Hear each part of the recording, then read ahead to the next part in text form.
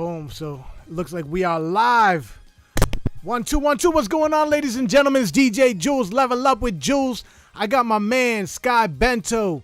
Please say the Bento, yes, aka Switch, right? FAA. But word up. What's good? We about to get into Super Smash Brothers. The last time me and Sky Bento met up, we were playing. We played like random games like NBA Jam. NBA Jam, yeah. Yeah. So we were talking about Super Smash. We were talking about all the old games. I had never played Super Smash before. So we were like, yo, when I get Super Smash, we got to jump on it. I actually want to get on the N64 version, the original version. And, you know, we're going to have to do that. I'm not trying to get crazy, but I definitely want to try that, get on that version. But yeah, let's do this, man. Let me see. Let's see. Let's see if we can do this. Oh, nope. You said you got your practice in, bro. Practice time is over. I hope you know that these are the big leagues. I didn't get no practice in today, man. Actually, I wanted to play with my son, but that didn't happen. So, all right, let's get it. Oh, I forgot you gotta leave to like change your character. Oh, yeah. How do you do this? What button do you press? B. Oh, you trying to change your character? Yeah. Yeah. So you gotta get out of the ring, and then you gotta go to. Okay, I found it. Character thing in the top player list. Nah. Oh, it's in the bottom corner. Yep. Change fighter. Let's see. I mean, not anymore. No. I'm gonna roll with my youngin right now. Alright, let's see who you get. Oh, okay. It should be easy.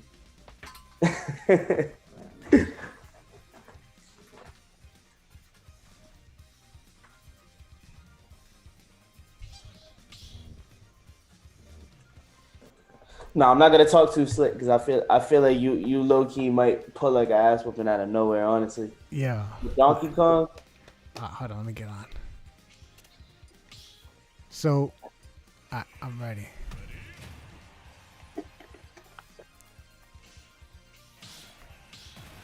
Let's do this, man. I'm ready. Let's see what kind of moves you got with the Kongster. I really should have played a game before we did this, but Should have played a couple. yeah.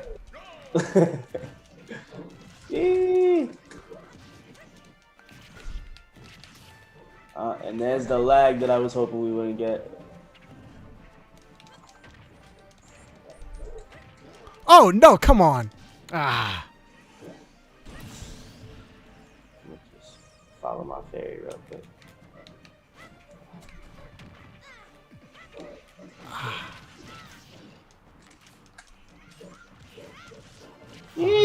Yes. It's a little laggy right now. There we go. Yeah, just a little bit. Nintendo's servers ass though. Oh! Oh! I thought I was gonna hit you with the slap. Nope. Don't do that. Don't do that.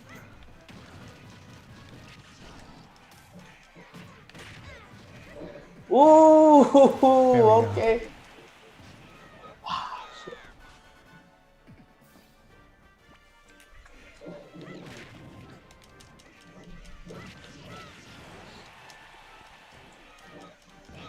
Ah!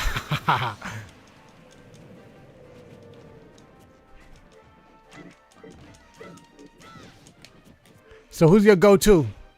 Ness is actually my number one, but I wanted to see what you was gonna bring to the table before I whipped him out. Is It's it? always situational. Were you an Earthbound player? I know that's probably a little before your time. Nah. Honestly, Earthbound is my favorite game. Really? Yeah, but I knew him from Smash Bros. First. I didn't play Earthbound until like 2015 when it came to the Wii U. Yep.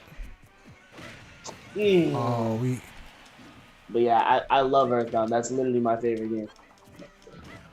So I started playing Earthbound when it came to the SNES Mini. Oh, nah, you're not getting me like that. Not like that, but I am getting you, Oh, motherfucker. you are, no, you are Come here, getting me. come here, come here. Ah, You gotta understand. Ah, you gotta understand. you My gotta understand, my my, brother. my competition right now is a 5-year-old. My son be killing me in Smash. He's nice. GG, you got me close. You got me close. Yeah. I didn't know. I did not know if I was gonna pull that off. All right. Good game. Good game. Um. So I'm ready. You ready? Oh, you want to rematch that? Where? Yeah. So yo, we got a couple things to talk about, man. You said you got a list, right? Oh, I got a list. I've got, and not all of my things I disagree with.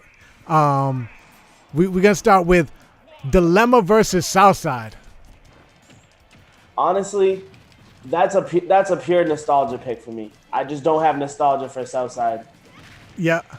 I just personally don't. Like I have so much nostalgia for Dilemma. Like I was a huge Nelly fan as a kid. Yep. And I like Ashanti. Lloyd like really only ever was like the nigga that sang you to me as a kid. Yep. So I just don't have that nostalgia. Like I knew the song, I heard the song before, but I don't remember it being on the radio 1,000 times a day to where I'm waiting for it to come on. Like, Oh no. Yeah. Southside definitely wasn't as big as Dilemma. Yeah, exactly. Not even close. I don't think I could argue with your pick for the simple fact of I wasn't a fan of either one, to be honest with you. I don't want to say I wasn't a fan. Dilemma was actually fire. You know what it is, man? I wasn't a Nelly fan. I wasn't. Kelly made that song. I wasn't a big Kelly Rowland fan either. So, at that time, Kelly Rowland was, was Beyonce's hype girl. Yeah, pretty much. She was Solange before Solange. Yeah, but even not even, man. At least Solange came out with a classic album. Yeah. But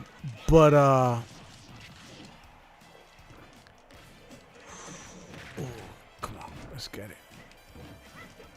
But yeah, so I couldn't really argue with either one of those. I like Southside. Southside was cool, but definitely not one of my favorite tracks from either one of them.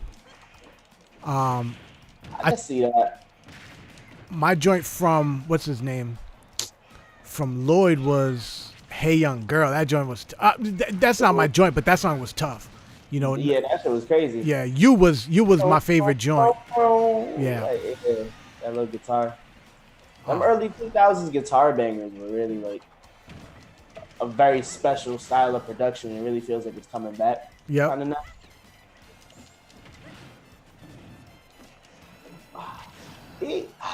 on, Oh dog. man, I thought I was gonna. Hi. Come on, man. Gotta hit me with the volley. You know what my problem is? I don't block. Oh, you're bugging. You gotta like at least roll.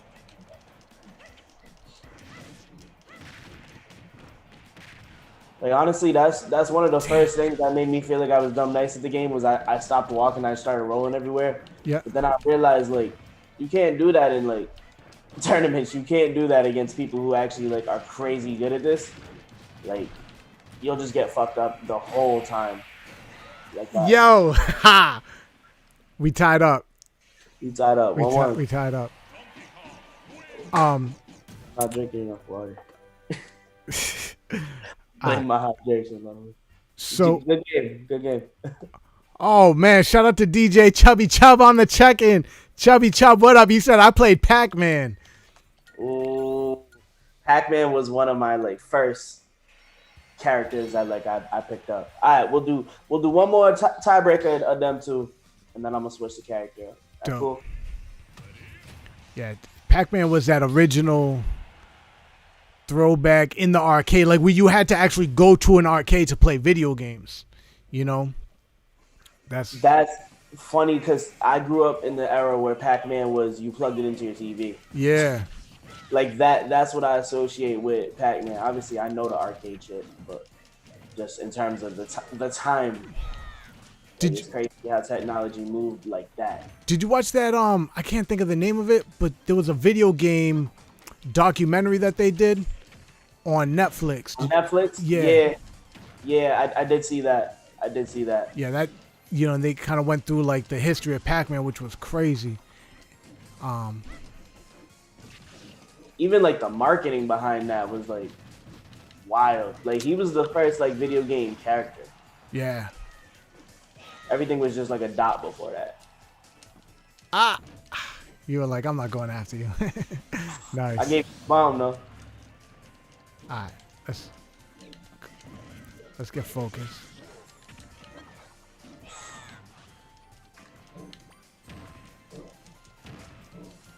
Come on, man. It's not doing it. What are you doing, man? Your controller stuck? Nah. Come on.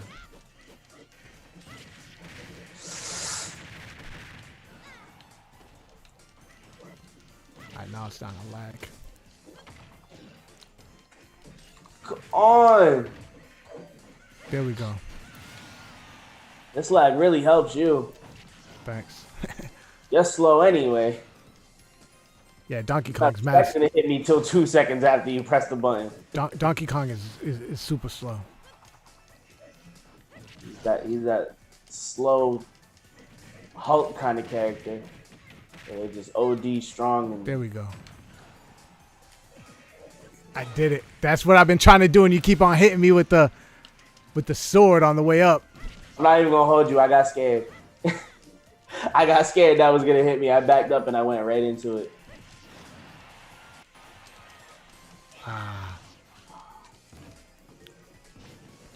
There we go.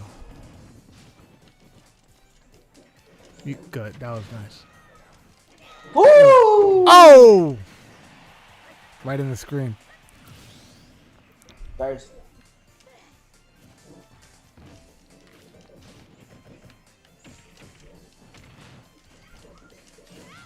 Is it? Ooh. This is a way better matchup than I would have thought. Oh! Man!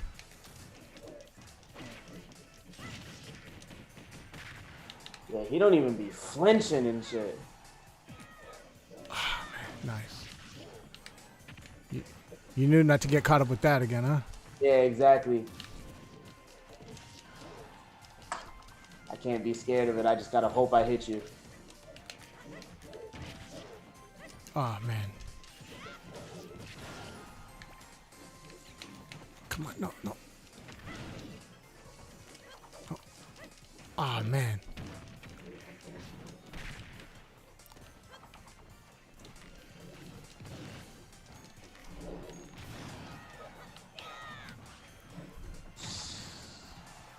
I don't know if you got...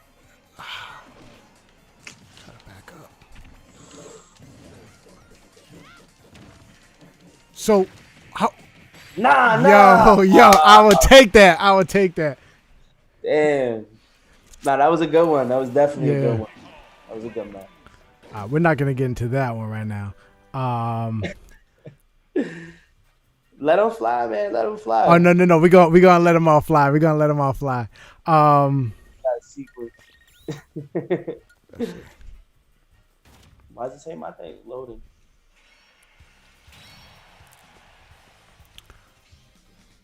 Alright, yeah, let me switch this character up.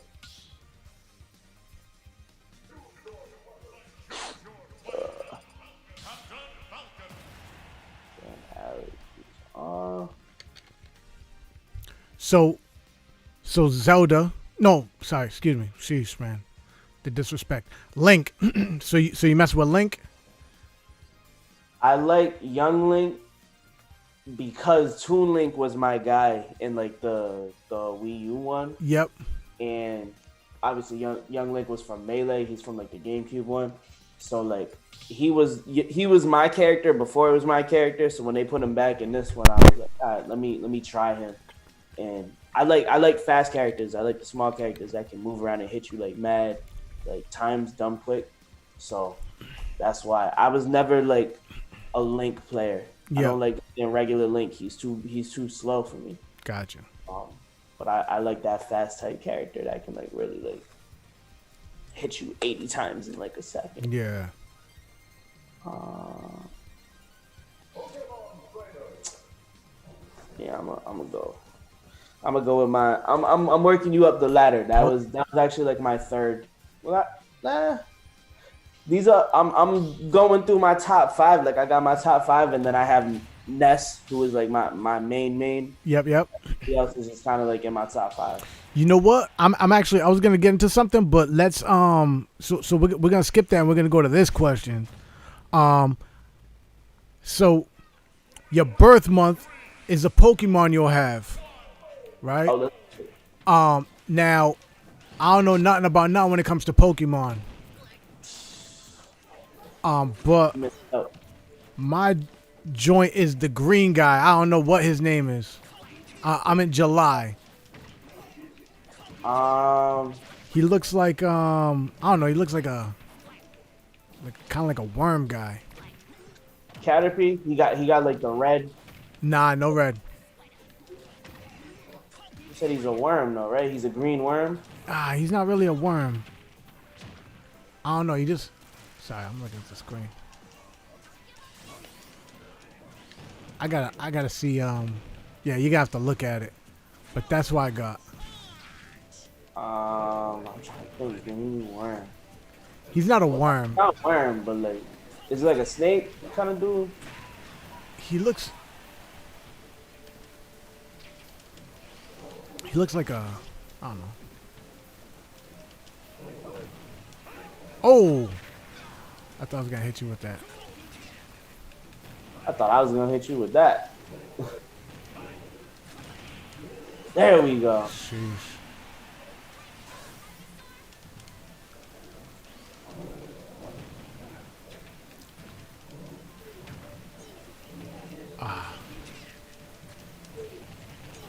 So what? Oh.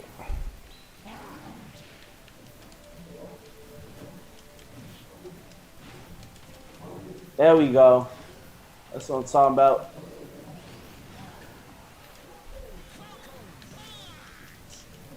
Oh man. I love that one. Nah, come on, son. I should have killed you with like the past four. It's crazy you're still alive. Yeah, you got me now. You got me now. If you came back, I swear. That's why I like Pokemon trainers, because like it's not like I got a way I use Pokemon train, so it's like the more damage you do to me, Yeah. I just switch to the Pokemon that can take more damage. Huh. Like if I was Squirtle right now, I would not be at 180%. Like I would have died at like 90. But Who are the Pokemon you could choose? I know you could choose Pikachu, right? Well, yeah, Pikachu is its own character, but with the Pokemon trainer, you get Squirtle, Ivysaur, and you get Charizard. Oh yeah, because it's Pikachu and Mewtwo. Oh, you got me. There you go. I can't even bring up Captain Falcon anymore because you just murdered me. So There's there's Pikachu, there's Mewtwo, there's Pichu, there's Lucario. I'm gonna pull up this screen so you can see the guy I'm talking about. You're not gonna be able to see that. Oh, Metapod. If you say so, man. They should put their names on the He's a bottom. cocoon. Yo, that's mad funny. Oh man, there's like an episode. It's like one of the funniest episodes in the show, cause like that's a cocoon, right? Like the Caterpie one I was talking about, it evolves into that, so it doesn't do shit. It's just a cocoon. It gets one move in the game, hardened. It doesn't do anything. It just gets, it does that. So like in the game, like if you fight against one and that's the only Pokemon you got, it's not gonna be a battle. They're just gonna be sitting there not attacking each other, like just hardening over and over again. And they did that in the show, and like they made a whole episode out of the two dudes just Yeah. telling their Pokemon to fight, and they're just sitting there like hardening. It was the funniest shit in the world when I was a kid. So the So that's question definitely is, not what you want on your side. what would you say? That's definitely not the Pokemon you want on your side. You can't do that. Sheesh. Of course, that would be the That's all. Pokemon I get. Terrible. Who was your Pokemon that you got? Oh, mine was August, so I didn't look at um what it was. Let me see. Describe my August one to me. Let me see. He looks like a clown.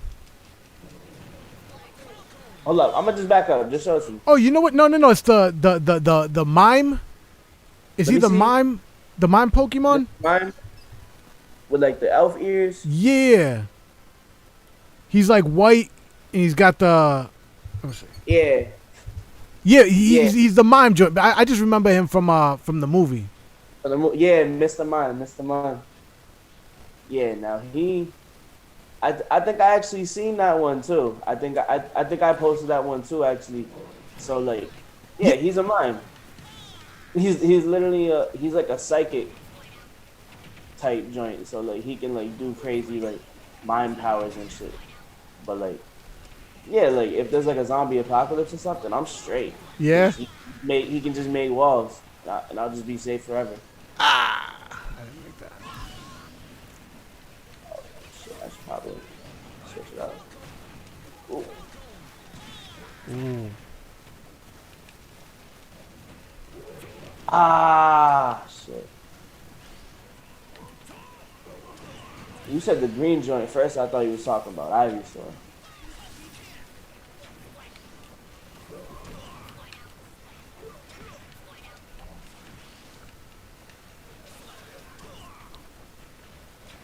So, oh wow, Damn, bro. that sheesh! I just jumped off the ledge. I'm sorry to hear that happen to you. That was awful. So what are you playing? Oh, what are you playing right Oh, now? Um, um, just in general. yeah.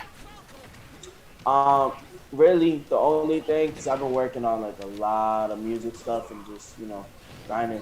Um, the only game I've really been playing on Switch has been the new Pokemon Snap joint. Yep. So I was dumb excited for that to come out. Like I've been waiting for that since before they even announced it. I thought they was gonna make one on Wii U because it had the perfect controller for it. Um, it had like the controller that we use. Like I don't know, it's just perfect for like a camera game. The way you gotta hold like the touchscreen joint. Yep. So I thought they was gonna make one when they first came out with that, and they just never did. So now that they made one for Oh, Switch. wow. Yo, you know what's funny? I'm looking at you thinking I was me. So I'll take I'm that. going left, and I just I'll take that. yeah we got to redo that, man, because I felt like I was getting my swag back with Captain Falcon. Who's starting new? Who's starting new? We'll do a third one of them. That's a good matchup too. 'Cause he's dumb fast. Yeah. So Pusha T, Mm-hmm. Jadakiss, Mm-hmm. and Fab are in a photo. Who do I crop out? You say that Pusha T is the best out of all three. Oh, undisputed, undisputed. Neither one of the other two MCs, and nothing against them brothers. They're incredible. I don't need to sing their praises. Everybody knows who Fabulous is. Everybody knows who Jadakiss is. Everybody knows what they're capable of doing. But they haven't made Daytona or grinding. But I mean, Jadakiss, man. I mean, Jadakiss put out so many classics. Classics. But he never made a classic album. I don't. You think? Classic records, classic verses, classic moments. Absolutely, he's a great MC. Can't take nothing from him. But in terms of a project, Pusha got that, and it's not like Pusha don't have them same moments that Jadakiss does. We're just, we're East Coasters. It's not gonna hit us the way that it hit the rest of the world, with the exception of like the super big joints like grinding. Like, see, you gotta remember, I'm a South head, and like he's not even like a Southern rapper like that. Yep. He very much has the East Coast lyricism about him. Yep. Um, but still, at the end of the day, it's a different world. It's a different sonic palette. It's a different sound, like, just in general. And on top of that, he has a undisputed classic album in Daytona. I don't think Fabulous has made a single project anywhere even near comparable to Daytona. You know what's funny? So somebody said that Fabulous is a better rapper than Nas. What is your position on that? I mean, I'd like to know who someone is, but at the end of the day, we know that's not true. Yo, but I had a lot of people like yeah, man. Opinion. I can see, honestly, the more time passes, the flaws in Nas as an artist show more and more. And Fab's, you know, not an unblemished legacy himself, but I think that he has less. I mean,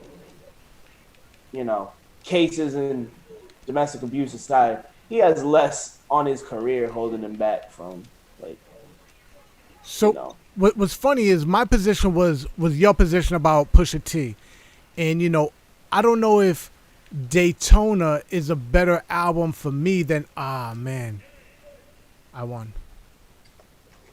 You did win. I don't know how. I definitely upbeat. You was definitely dying. I'll take that. I'll take that. Yeah. So my position is what your position was with Pusha T. Even though I don't know if I would say that Jadakiss hasn't had a classic album, because he had the. So Death was cool. It's a good album. Damn, that's a little disrespectful. No, I don't see, when did good get disrespectful?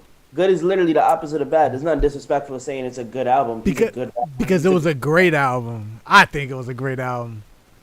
I think he's a great rapper. I think there's great raps on there, but like, there's been, hip hop's 50 years old. There's been so many records that are classics, and then there's so many records that are great, and then there's so many records that are good. Like, just because someone's a great rapper doesn't mean that their good album has to be great because they're rapping great on it. You know what I mean?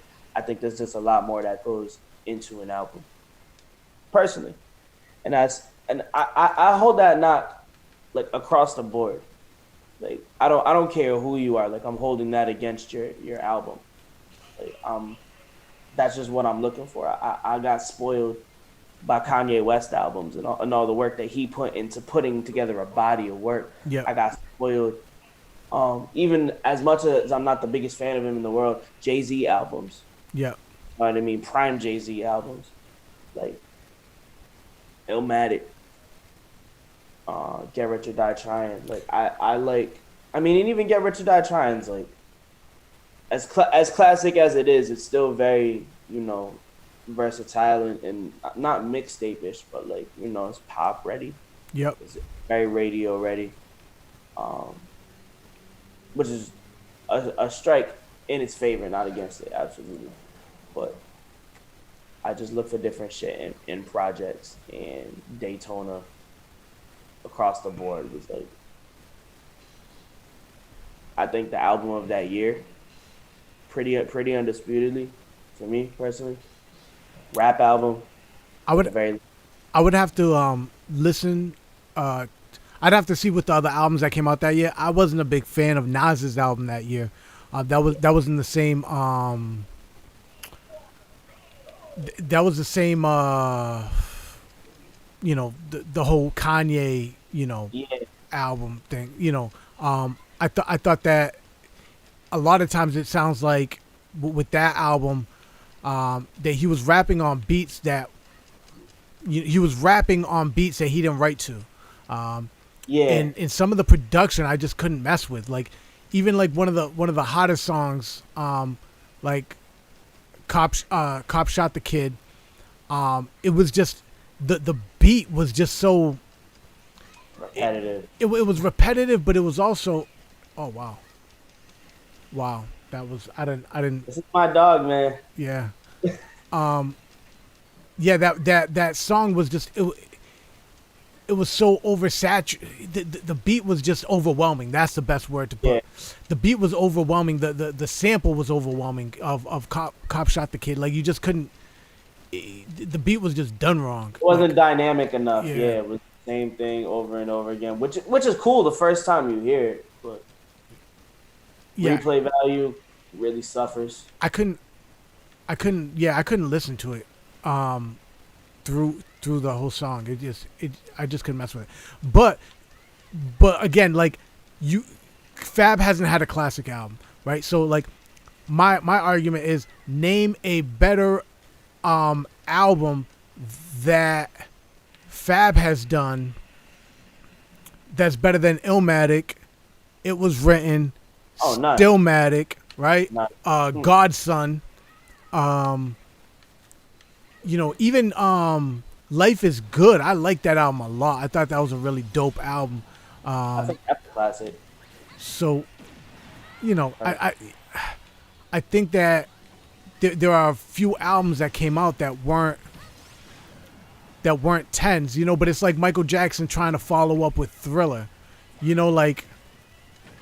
Bad was good. Actually Bad was great. Bad was a great album, but like, you can't follow up Thriller. It's just tough.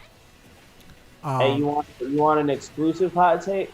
Bad was a good album. I don't think Bad's a great album. I think that Michael Jackson's great, so we call it a great album. But I think Bad's a good album. Bad had some really, really great songs on it. Like I like great Dangerous songs. better. Honestly, I like Dangerous better than Bad. You know what's funny? I'm gonna switch my character. You can stick with him. Like there's no way I'm beating you around. I gotta go with Donkey Kong with this one.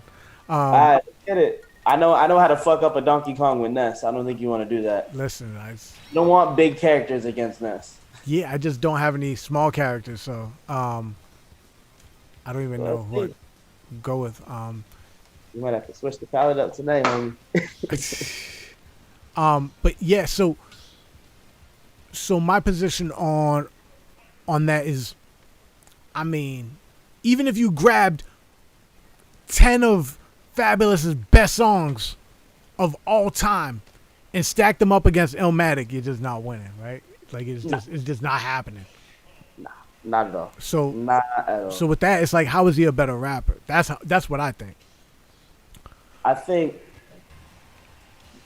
take the songs out of it, make it verses, and you're still like, it's still coming up short. See, I think we fall in love with Fab because he's got those verses, right? He's got like those featured verses that are just crazy. Oh damn, yeah. Let me quit this game right now. Yo, this is crazy. I mean, I could really just piss you off and just like show you why you don't go against Ness with anybody big because they just can't get out of the fire. Oh, how'd I miss you? I definitely hit you.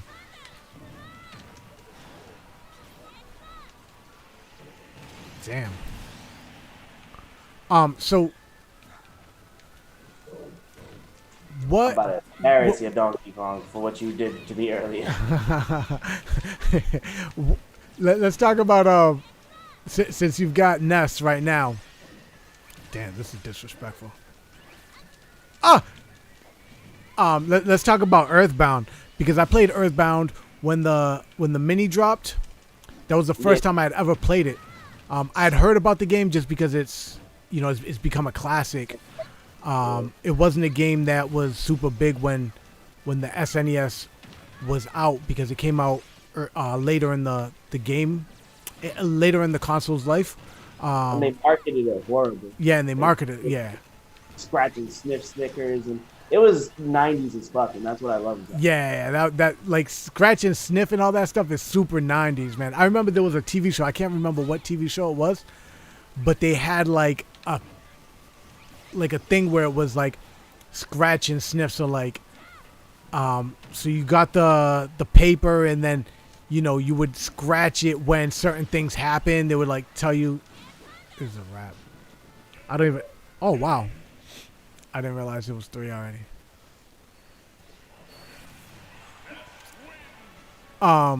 So yeah, but like I started playing it a few years ago and I liked it a lot until it became super RPG, like where you had to like fight these, demons. I don't even remember what they were. Like I made it to like a certain part of the game. Like I was able to beat the dogs, and you gotta like fight the dogs real quick and get them off. That was easy. But when it got harder trying to fight some of the people, I was like, oh, this is awful.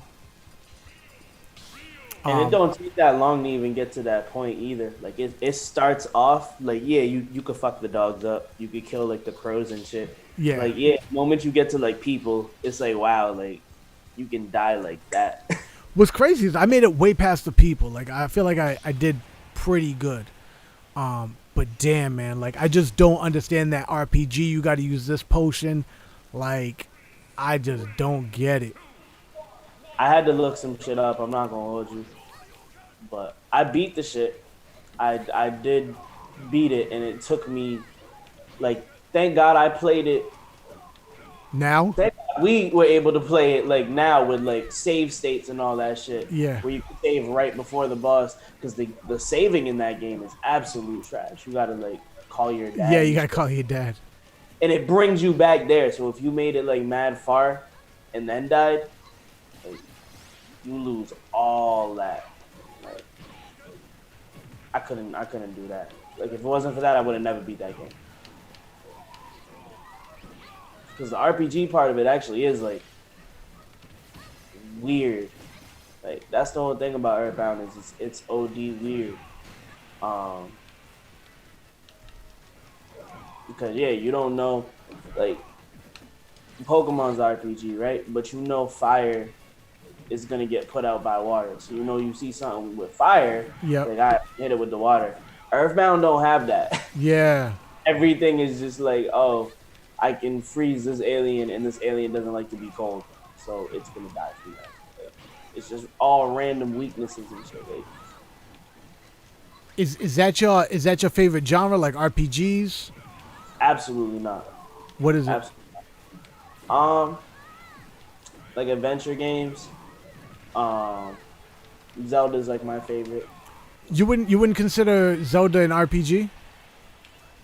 There's like definitely like inspiration taken from RPGs, but nah, not at all. Metroid's more of an RPG than Zelda. You think so?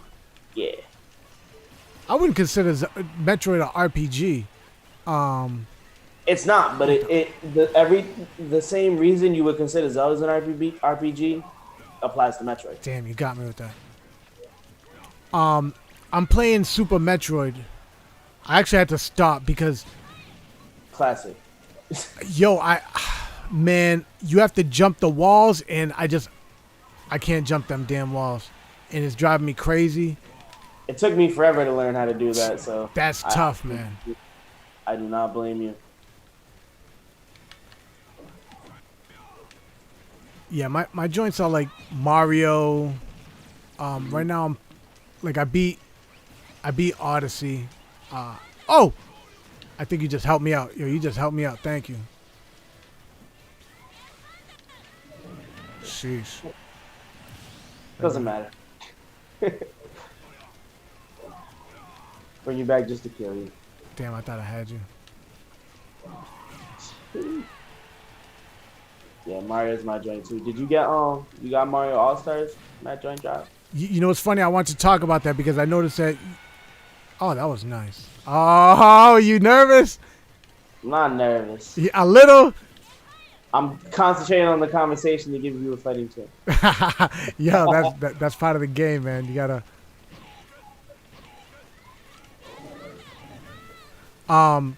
So you just dropped an album. Well, you dropped an album last in 2020. Woo! Ooh. So you dropped an album, Super Bento Sunshine. Yes, yes, Super Bento Sunshine. Yeah, I freaking hate Super Mario Sunshine. A lot of people do. But It's you know what? That was my childhood Mario. And like I understand all the reasons people hate it, but it was my childhood Mario.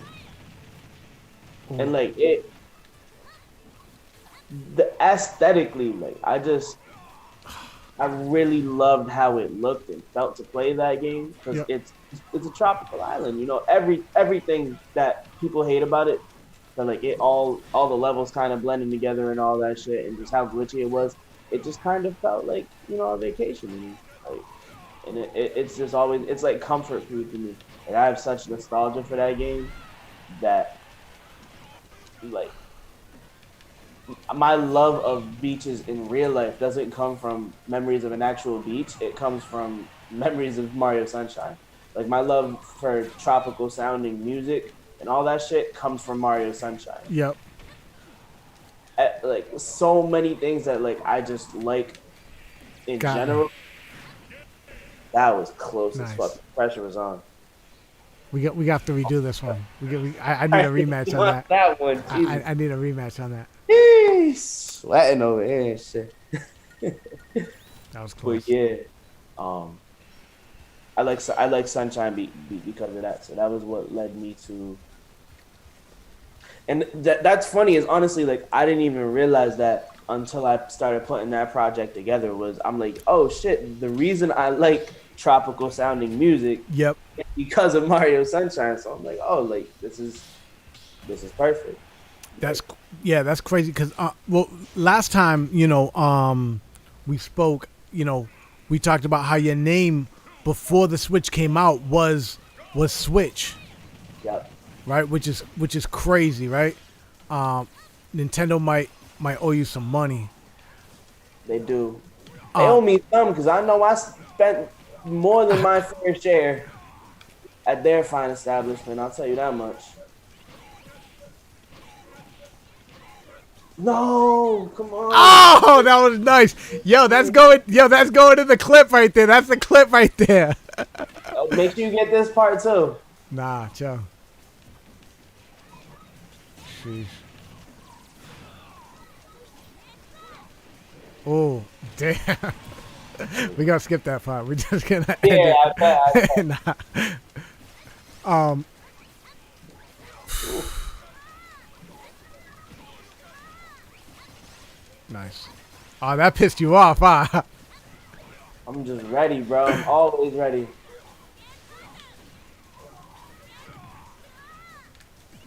Ah, man. But yeah, we're talking about like the first time oh, I didn't know you could do that. Yeah, that's his thing. His moves are all mad weird. His upbeat doesn't save you unless you hit yourself with it. Well, I thought that joint would just kind of like you just threw it. I didn't realize that like you would chase after me, which is Yeah, crazy. Let me see. the vibes, man. Nice. So yeah, so the first time I had heard of you was the project that you did. It was like the N64 cartridge. Wow, damn, that was disrespectful. I had to bring it back, man. I had to bring Yeah, it back. no doubt. Yeah, so it was the N64 cartridge, and I was mad because I was like, "Damn, what a dope idea!" Like, I was mad that I didn't think about it. Like, and when I see somebody do something like that, I'm like, "Yo, why didn't I think about that?" And I get upset at myself. So it was super dope idea. It was the N64 joint. What was that project called? Level up 64. Level up 64. Wow, And level up. the crazy thing about that is that was the sequel to my my first album, which was just Level Up That's crazy. Sheesh. 2012. So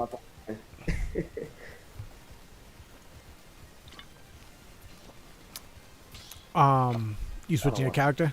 Yeah, I don't want to keep messing you. Thank you. He'll come back later. Don't worry. Wolf was actually my first character I was nice with in this one, so I'm gonna see. I'm gonna see if I still got it with him. Let me see. Um.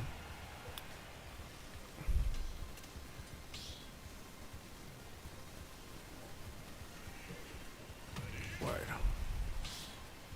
Oh, Word. Yeah. So Yeah. So you did a couple dope albums. Super Mario Sunshine, Super Bento Sunshine. You just dropped. Um. And yeah, I played Super because you brought up All Stars. I played that was the first time I had ever played it, and I don't know if I don't like it because sheesh, I don't know if I just suck with Rob or you're just really good up with. B, up B, up B. Oh, good luck. There Sheesh, you that go. was nice. I was about to say, there's no way I just killed you with that, and then I realized you didn't use your jump yet. That wouldn't have even felt right to withhold that information from you. I appreciate it. All right. I haven't used Rob in a minute. What the hell? Yeah, definitely not one of my characters. I kind of like him, man. He's too heavy for me. Again, like I like the faster, smaller, zippy characters. You mess with Sonic at all? Or no? I do, but it's not that he's too fast, but his moves don't have enough Yeah. variety to me. So it's like I just kind of don't like playing as him as much as I feel like I should, because he's Sonic. He should be mad fun to play as. But all his moves are basically the same thing, so it's not rewarding. And if I'm not having fun, like, it don't matter how good I am with the character. I want to be able to enjoy it. Yeah, I was trying to use I was trying to mess with a few different characters.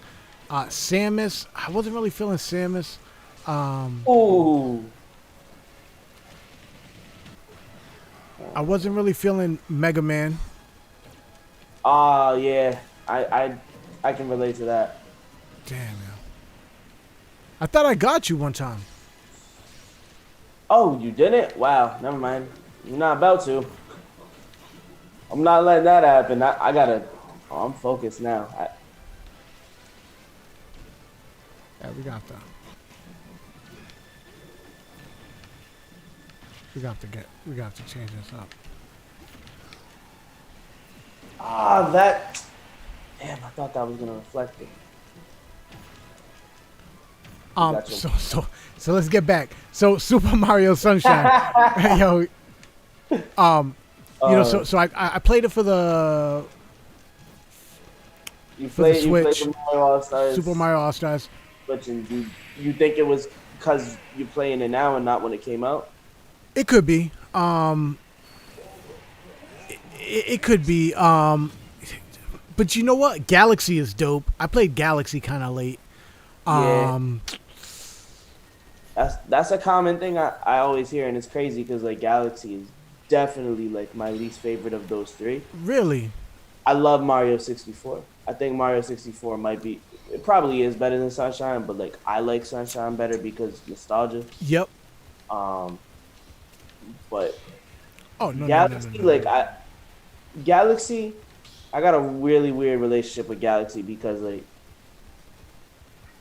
you know, growing up, we always got the new Mario game. Like that was a family thing. New Mario game came out, and like that's what Sunshine was for me. Sunshine was like the start of that tradition.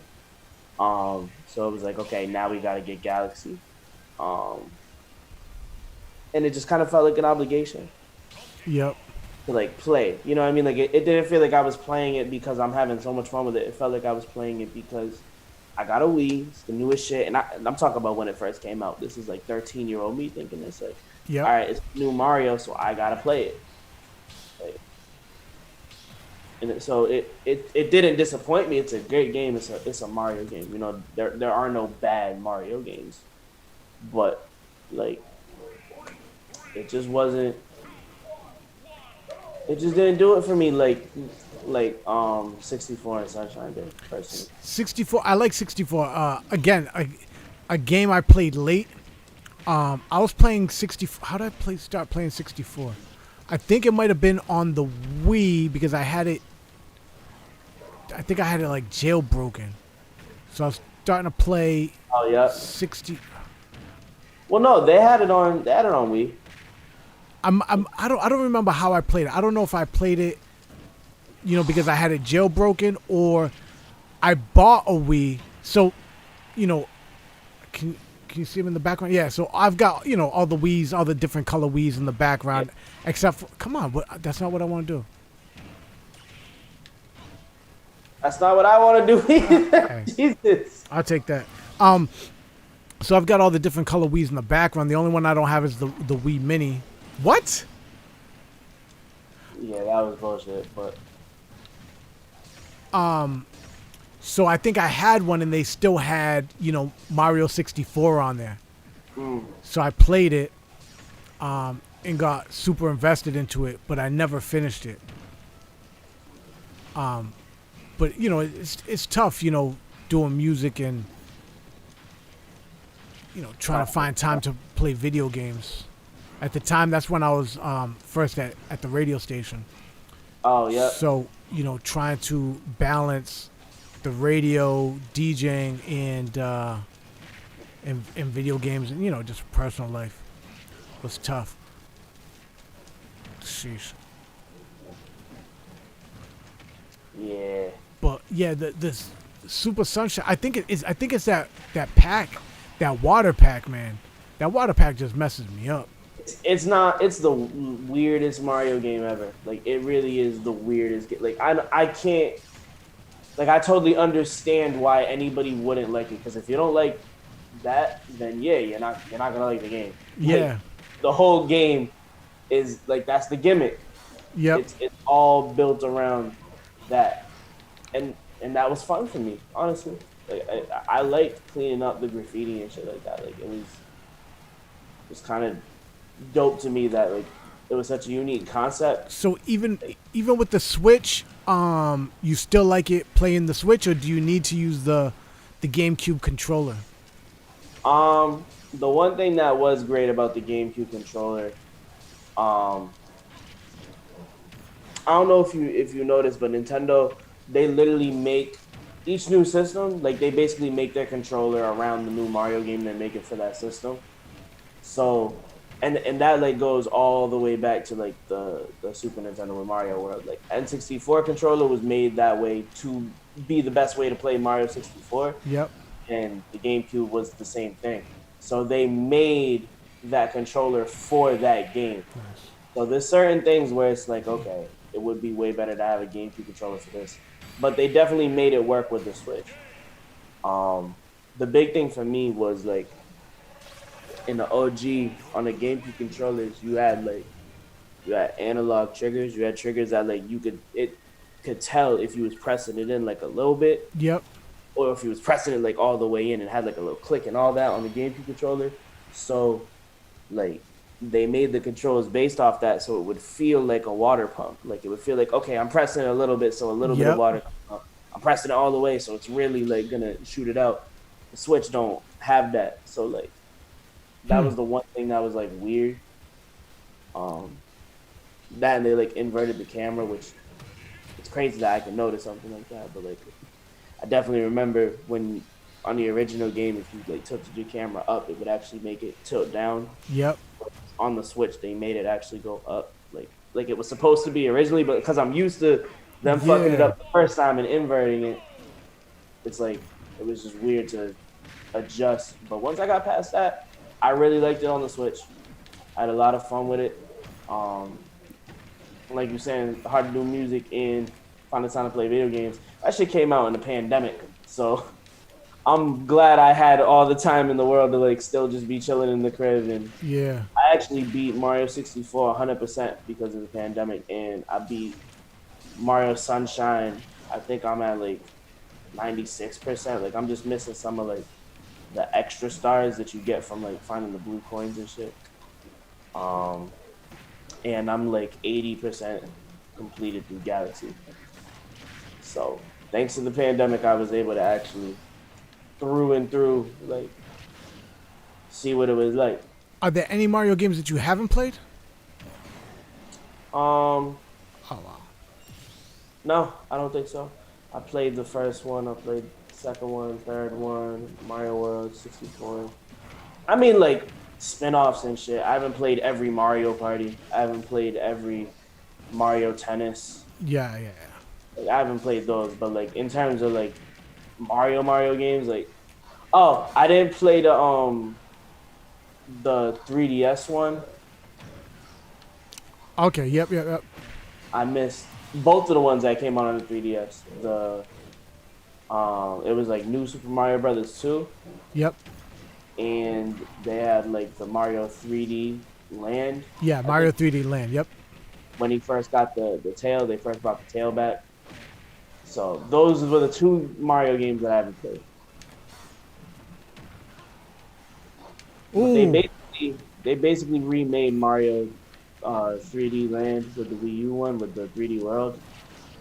So I don't feel like I didn't play that one. And I played every other new Super Mario game, and they're all the same. You play one, you play them all. So that's why I didn't need the 3DS one. But every other Mario game, yeah, I've played it, and I probably beat it too. Like, yeah, I'm pretty sure I've beaten every Mario game I played, except um, I haven't beaten Mario 2.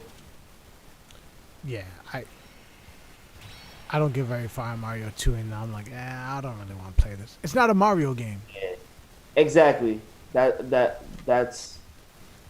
But I love Mario 2. Like that game's mad fun to me. I just Really. never made it further than like World 6, I think. I don't get that far, and I'm like, I don't know. I tried to play it one time, and I'm like, It's weird. yeah. It's the OG weird Mario game because Mario wasn't established. It's Mario 2. They Hmm. did the same shit with Zelda. Like Nintendo back then was like, all right, the second one doesn't have to be nothing like the first one. We already made the first one. They Yeah. want to play that, they can play that. So they gave us fucking Zelda 2 and Mario 2 as if those weren't going to be like the biggest franchises in like Yeah. video history. It's kind of nuts that like both of them have that weird second game. But Which brings me to, oh, hold up for 1 second. Because I done messed up. Let me see.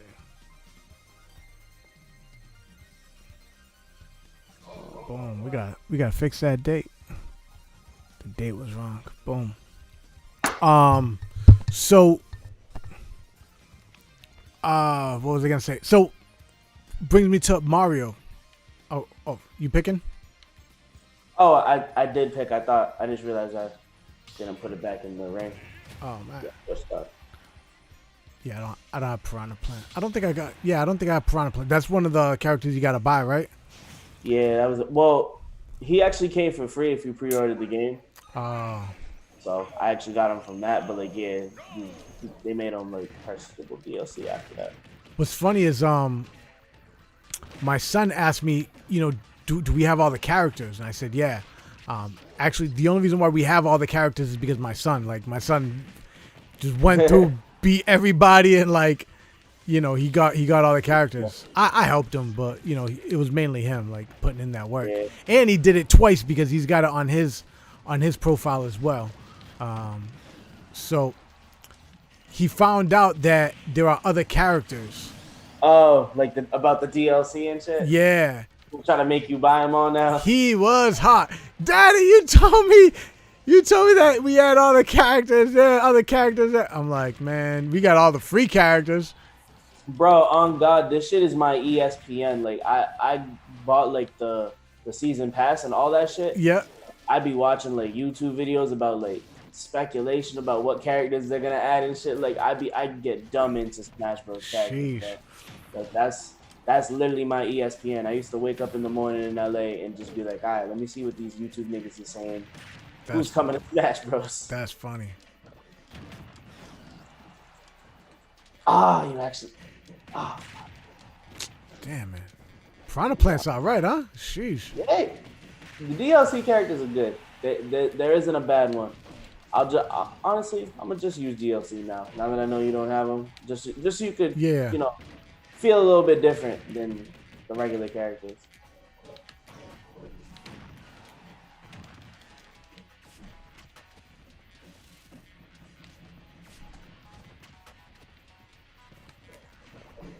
Oh, wow.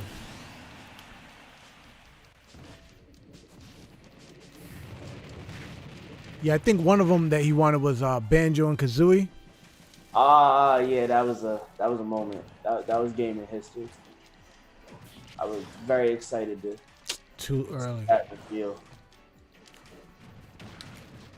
Nice. That's one of the illest things about Smash Bros. Is like the way they reveal new characters, like with the ill trailers and all that shit. Mm-hmm. And at this point, this is like the biggest crossover in history. There's so many different characters from different companies in this game. Like this shit will never happen again. Yeah, what's crazy was when I saw, my son knows who. Damn, that was disrespectful. Snipe Joe ass. Yeah. My son is like Ryu and Ken. Oh, that was dope. He's like Ryu and Ken. And it's funny because like when I was younger, we used to call him Ryu. Like, Yeah. So I don't he. know what to call him either. Yeah, so he calls him the right name, which is funny. No. Let's do this. Probably because of shit like Smash Bros. Where that's these kids get it pronounced now. Yeah, that's exactly what it is because he can't read, right? So he was 4 years old when we got smashed. He couldn't read Ryu and Ken. That's a fact. So speaking of Ryu, I'll jump on Ken. So he knows who Ryu and Ken are, and and actually my nephew knows who Ryu and Ken are, and my sister was like, "How do you know who they are?" And he was like, "Oh, because of Fortnite. They added them to Fortnite." Yeah. So I seen that. So that was crazy. But yeah, I haven't gotten. There's a lot of characters on here that I don't even know who they are. I know some of them are from like Final Fantasy and stuff. Oh yeah. At this point, it's just like I know all these characters because I'm a nerd. I don't expect anybody to know all these characters. Like there's so many. There's almost 100 characters in this game. Sheesh. Do you play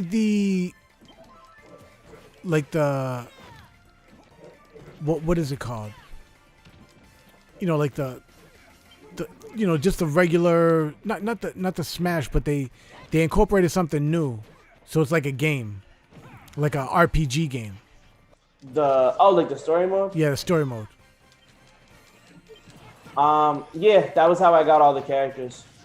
That was I always do that whenever I get a game. I'm just going right through like the story mode just to get whatever it can get me. Yep. So they did that. So they've done that before, the story mode. They did that in the Wii one. The Wii one had the best story mode. Yeah. Honestly, because the Wii one had like full cutscenes of like Mario saving like Diddy Kong and like all these random characters that you would never like see together, like interacting in like this actual world fighting this like Disney ass bad guy. Yep. So like it was just lit. The villains was all teaming up and shit. So like that was cool. But other than that, Smash Bros hasn't really had like a story mode. Yep. Until like this one. Like Melee had the what's it called? GameCube one had like levels that you could like play through, but it wasn't like a story mode. It was just like levels. And then mostly fights outside of that. Oh man, I was like trying to jump. I knew something was coming. Oh, you killed yourself? Yeah, it's literally a kamikaze. Sheesh. That's what I like about this character. Is like you're rolling the dice. You never know what you're gonna get with He has a special move that just makes a menu pop up, and you get 4 different moves every time. Now, where's he from? He's from Dragon Quest. It's like the biggest RPG series in Japan. Gotcha. It's like it was Final Fantasy before Final Fantasy. Yep. So I just downloaded on the PlayStation. Oh, come on! How did I not catch that? Wow. How did I not get on the ledge? I'm glad you did. Oh, I like him because he's designed by the nigga that made Dragon Ball too. He made all the characters for Dragon Quest. He looks like a Dragon Ball character. Now that you say that. Toriyama, like the nigga that drew Goku and made that whole shit. That's all of the characters for that series. So that makes that kind of lit. I'm gonna do one more round with him. I had something that I was gonna ask you. Kind of flew by me. So Final Fantasy. So I downloaded Final Fantasy. I haven't had a chance to play it. Final Fantasy 7 because that's supposed to be like the GOAT of RPGs. Oh damn. Oh, but you survived it. Damn. Oh wow. Okay, never mind. All right, well, good thing.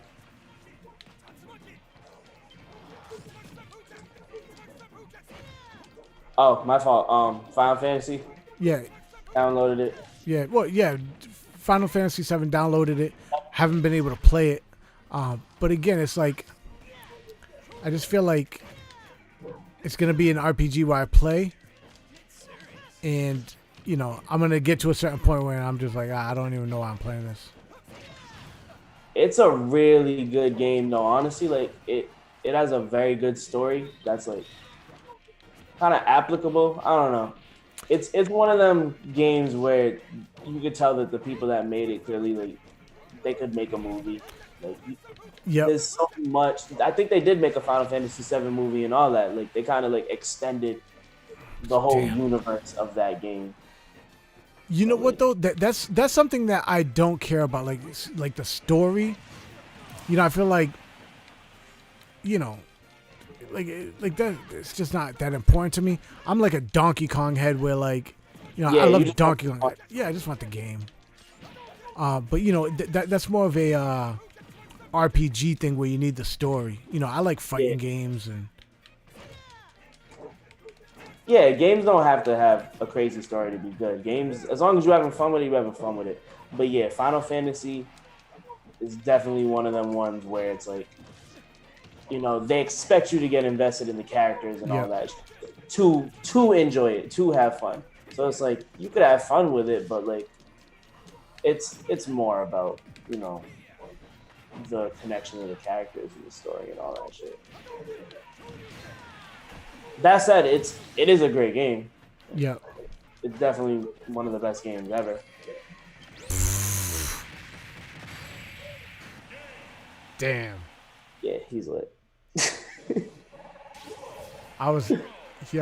What's messed up is I was like, word. I was feeling it. it. We was down to our last lives, but that's just the luck of the draw. Like his down B changes every time you use it. There's like 40 something different moves it could be, and it gives you 4 at random. Yeah, it's crazy. He's an ill character. Since we talking Final Fantasy, I'm gonna go with Sephiroth. He's a bad guy from Final Fantasy 7. Oh, that's ill. Honestly, one of the illest things about Final Fantasy 7 is the villain is Sephiroth, because he's one of them ill ass characters. He's one of them bad guys. Not that you necessarily want him to win, but like he's just a badass. You know what I mean? Yeah. Like, he just does ill shit. Like he's tapped, but he does ill shit. So it's one of them games. Yeah, if you're not into video games for that at all, I don't think you'll enjoy it. I'm gonna have to. I still want to check it. We'll see. We got to get into another one of your memes. Let's see. Oh Actually, yeah, we got to get into this. Actually, let's go. Lil Wayne is a way better rapper than Tupac. Yes. How? When we're talking the technical ability that it takes to rap, Lil Wayne raps better. Does Tupac have better content? Yes. Is Tupac more influential? Arguably. Does Tupac have better albums? Yeah. I don't think Lil Wayne has a Me Against the World. But when we talk about mixtape Wayne in his prime, in terms of the technical ability of rapping and just, bringing in the delivery, bringing in the way that you're, you know, putting your metaphors together and your similes and just wordplay in general. And then you add in the guy's delivery and, all the experimental shit he did as an artist. There's just more to Lil Wayne than there is to Tupac artistically. Tupac's big thing is his content and the fact that you can feel his voice the way that you can feel it. And like he picked a lot of good beats. Not all his beats. He doesn't have the best beat selection, but he has some great beats that he picked as well. He made some amazing records. Tupac is Tupac. Right? So it's really no disrespect to Tupac. I think all the same things about Tupac that everybody else does. Like, not to say I don't have an Come on. what's it called? Thank you. A unique opinion on him compared to most people. Because, I mean, I had to do like a project on him in high school. Yeah. And in researching, like, for my English class. And in researching him, it really showed me a new side of Tupac, and that really made him one of my favorite artists ever. But just as a rapper, I don't think there's been a better rapper before or after Lil Wayne in his prime. So yeah, that's I just think it's crazy.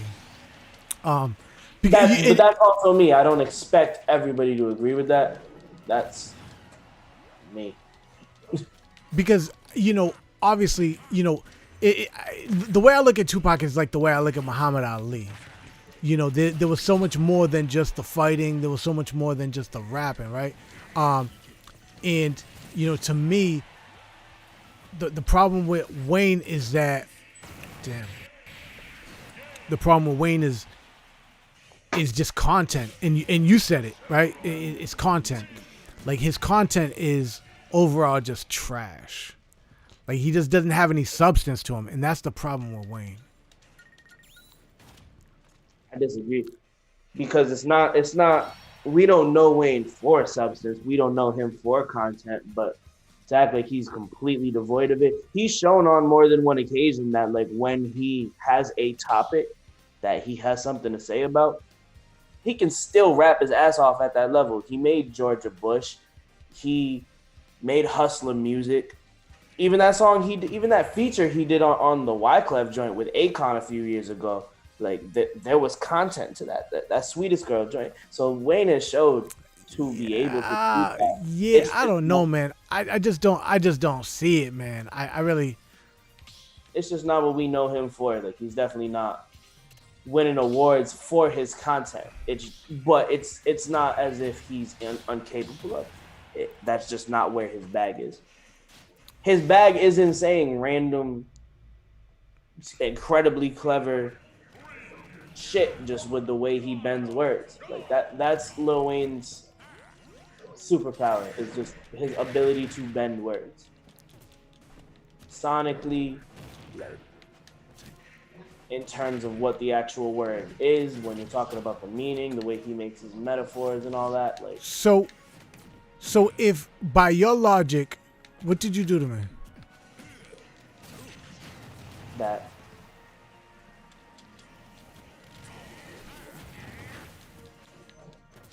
You was mad scared of that. Yo, I didn't know what. Yeah, I'm like, what the hell is that?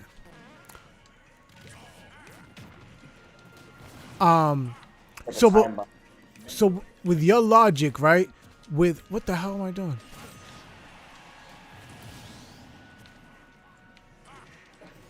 So with your logic of how great Pusha T is because he's made a Daytona.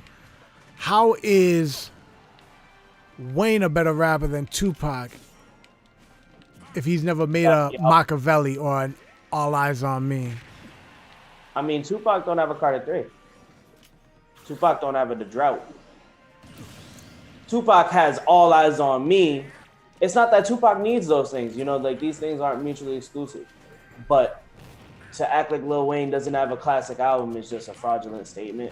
To act like Lil Wayne doesn't have a classic project, especially because, you know, Lil Wayne's best work is his mixtapes. So, you know, fuck the albums if we're going to talk about what he's really good at. He is great at making projects because his mixtapes are incredible.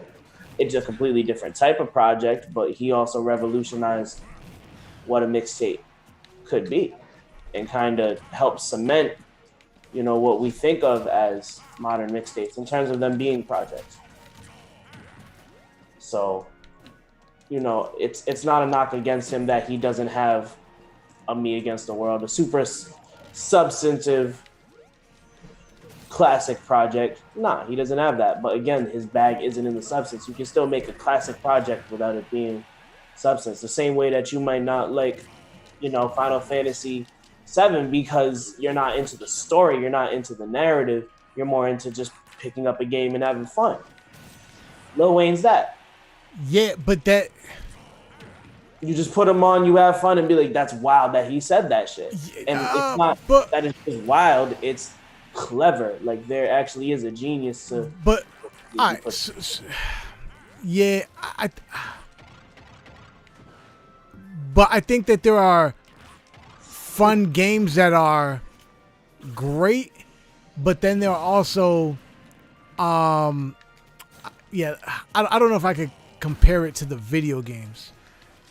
Because there are, you know, when I'm thinking about rappers, like Nelly is a fun rapper, right? Like I couldn't compare Nelly to anybody serious. Like when it comes to bars, like I just don't look at Nelly like that, you know. So when we were talking about originally when we were talking about Dilemma, like I didn't look for Nelly for those kind of records, right? You know, Nelly was cool for Hot in Here, Drop Down and Get Your Eagle On Girl. You know. Nelly was great for records you wanted to hear around winning. Yeah. In the club. Which is also a dilemma. Yeah. You know, it just didn't hit me. Like, but like, just because the record is a great club record, right? So Hot in Here is a classic. Like... Yeah. It's an undisputed classic like that. What the heck is going on? It's an undisputed classic. What the hell? Why isn't it letting me get out of the ring?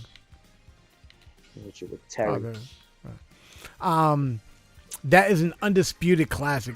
One of the dopest club records of all time. Easy. However, like you can't put that up against a Pac record. And I'm just gonna say a Pac record because it's just any Pac record. Like you just can't put it up against any Pac record, right? The same against a big Pac record. I think you should specify a big Pac record because you definitely could put it up against some of his weaker joints. You know, Tupac made a lot of music. He's definitely not. He shouldn't be compared to anybody at his lowest point. Absolutely, like I get that because his high is so, you know, high. But let's not act like, you know, out of, you know, even like a Jordan missed a couple shots, you know, like those saying Tupac had a lot of music. Same way that Wayne doesn't have a flawless catalog. He got like, Tupac had the same. Nobody's got a flawless catalog, you know. But like I don't know. So when I look at Pac, so far, Kendrick does so far, truthfully. I think that might be the most flawless discography we've ever seen because he hasn't fucked it up yet. You know what's funny? I'm not a fan of To Pimp a Butterfly. I'm not a fan of that album. I'm not a big Kendrick fan. That's just me. I don't know what it is about him. I think there are records that he does that are super dope. I don't know what it is. I just can't really get into him. I'm not mad at that. To Pimp a Butterfly definitely is not one of my favorite Kendrick records, and Damn was dope. Damn, I love. I think Damn is my favorite Kendrick album. Yeah, and Duckworth was it?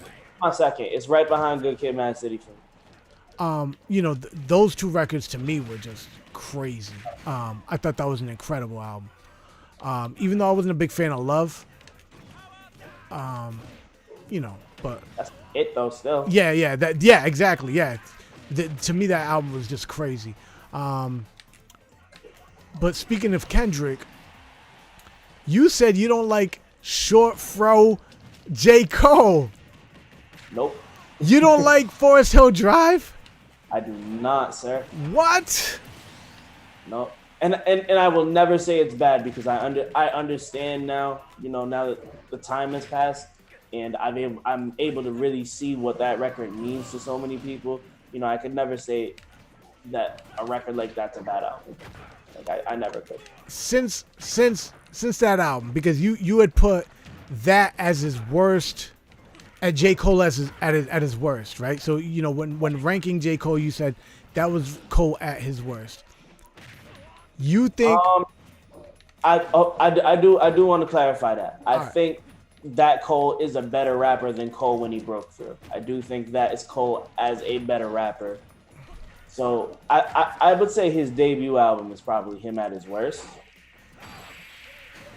Damn, I just know that at least when he debuted, I was still kind of, personally, this is my nostalgia again. Like I can acknowledge that I was still riding off of the Friday Night Lights hype. That this is J. Cole bursting onto the scene, so I was okay with the first album being what it was.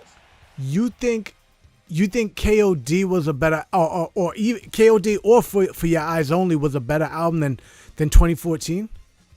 I think KOD was his best album to date. Really? Until he dropped the off season. Wow. Personally. Wow. That is interesting. Mm-hmm. Because it was probably like one or two records that I liked from KOD. That was it. I was not a fan of KOD. In hindsight, it's definitely not a better album than 2014 Forest Hills Drive. I'll still say that. In hindsight, it's not. But at the time, I was absolutely, and I still would rather listen to KOD than 2014 Forest Hills Drive. Damn. But like it all comes down to, I don't really like preachy Cole. Yep. That's kind of his downfall to me, is how preachy he gets, because he's a great rapper that can put substance in his shit, but he doesn't need to preach the way that he preaches. And KOD at least had the concept going for me, and it was Cole finally, not being such a, anti-mainstream artist. It was like the beginning of that. He was using more modern production, so it was more for me to get down with that. And he was getting kind of back to where we see him now. You know, it's funny. I think that probably the record, that I liked off the album, it was I can't think of the name of it. 1985. Lil Pump Diss. Yeah. Diss is a strong word, but It wasn't a diss. yeah. But he was going. He was talking. He definitely was talking to Pump. He made an observation. Yeah. All facts. But I feel like that was probably, I guess you could consider that a preachy record, like that could have been him preaching. And I thought it was dope. Same thing with, what was the album, the song he did that I thought it was going to be on that album, where he was kind of, they speculated he was going after Kanye and Wale. Oh, the False Prophets. That record was tough. See, he's good with content, and that's not preachy content. That's just content. That's just what he's thinking. Like, I'm interested to hear what J. Cole thinks. I don't put the same weight on it that I feel like he puts on it, and I feel like because he puts that weight on it, he kind of forces the audience to. Yep. So it just never. Oh, I don't want to say never, but it's very rarely something that I'm gonna run to listen to. Mm-hmm. You know what I mean? Like, I came up with Warm Up and Friday Night Lights Cole, so I know he got a story. You know what I mean? I know he's not, you know, a flat character necessarily with no personality, no background. I know he's not, just bullshitting all the time. But that's also not where his strong suit lies as a rapper. His strong suit lies in kind of like what he's doing now, and like, putting the medicine with the candy. Like, yeah, get your shit off, but like, you're a rapper, and like, you're a very specific rapper. You're not a conscious rapper. I don't think J. Cole should be labeled as a conscious rapper. He has a conscious, yeah, he's not dumb, but that's kind of that's like his downfall to me, is like he put himself in that box. And there's nothing revelatory about what the nigga's saying. Like, he's not saying nothing where it's like, damn, I never thought of that. Like, he's saying shit that we see on Facebook when people post random statuses. Mm-hmm. You know what I mean? Like, it's not the most profound shit on earth. And like, I don't make the most profound shit either. Like, that's not the goal when you're making music, to be the most profound, I think. But do you think that he's out there trying to be the most profound, or do you think that's what, we put people in a box, right? Mm-hmm. We put people in a box and we're like, yo, Nas is a conscious rapper, right? J. Cole is a conscious rapper. Actually, perfect example is we did it with Pusha T. Kanye did it with Pusha T. You are a drug dealer rapper. You got your guy? Yeah. Oh man, you can't beat me with freaking. I'm gonna try with this guy, man. I don't know. I didn't realize you were going Ryu. Minecraft. It's too late to back out now. We put people in these boxes, and it's almost like an unfair. Yo, I played a Smash tournament, and somebody freaking whipped my ass with Steve. I don't know if it was with Steve. It was with one of these Minecraft dudes. But yeah, like we put people in these boxes where like, but like Cole isn't, right? So when we look at 2014, he had like Wet Dreams. Like, definitely not a preachy, not a.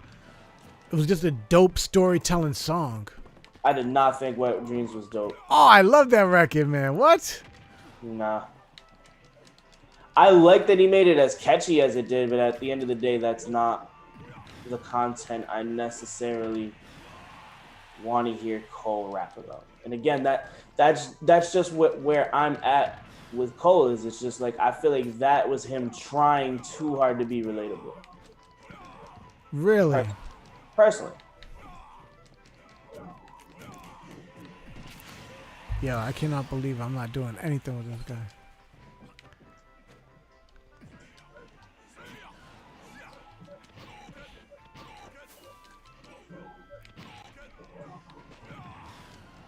Let me get out of here because I feel like that thing is going to blow up. Oh. Shit. What the hell are you doing? Mining. Sheesh. That's this whole thing. You got to mine to power up your attacks. That's funny. Shit.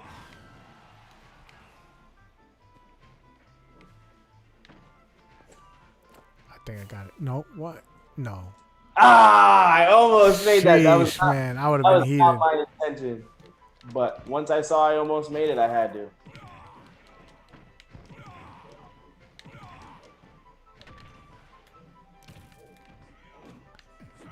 So let's talk Puffy Cheetos.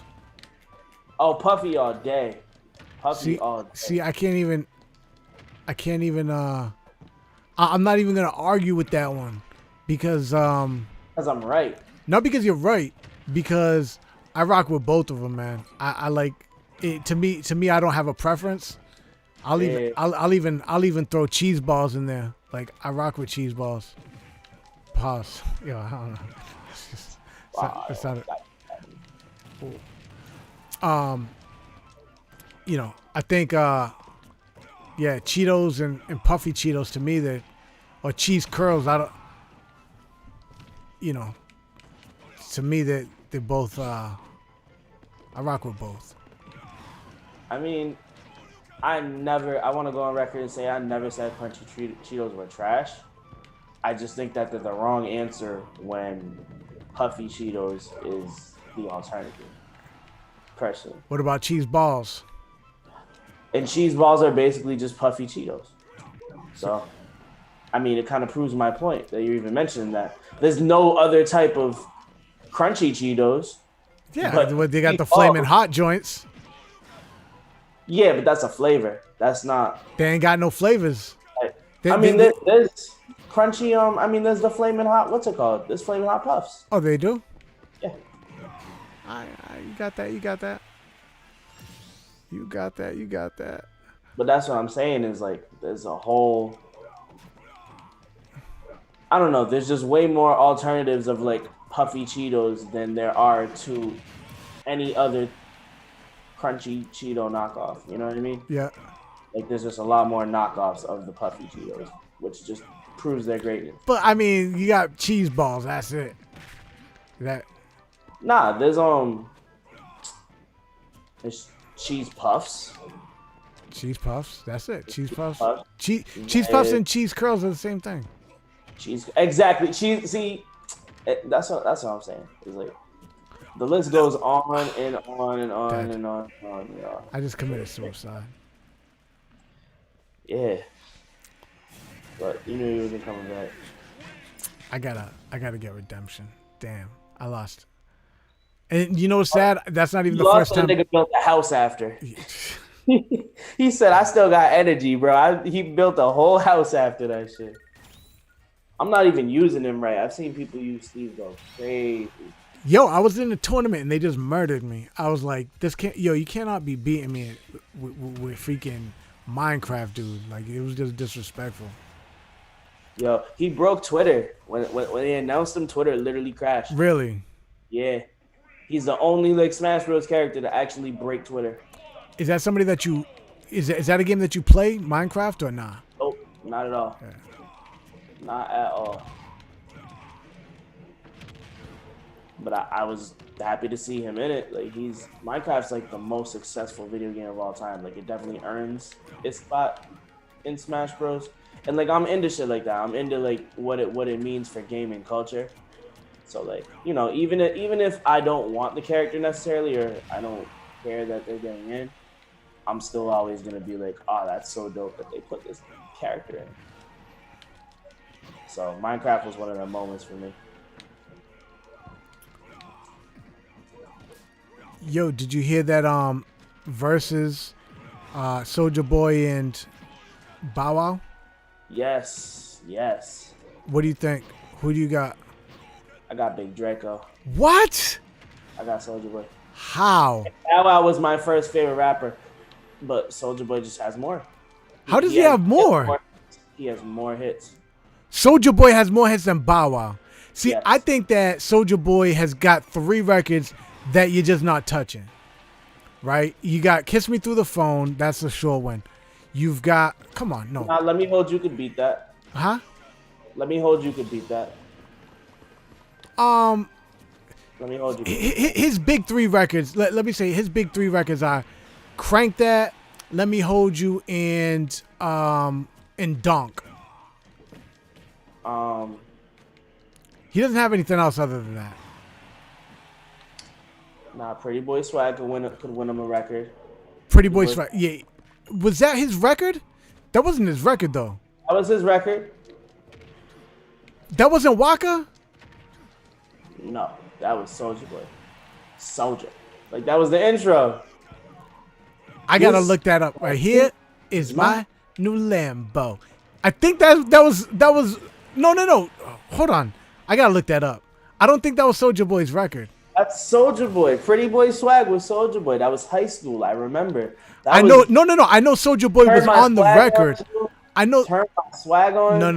That was hot. That was a. So I was. No. That was a dope.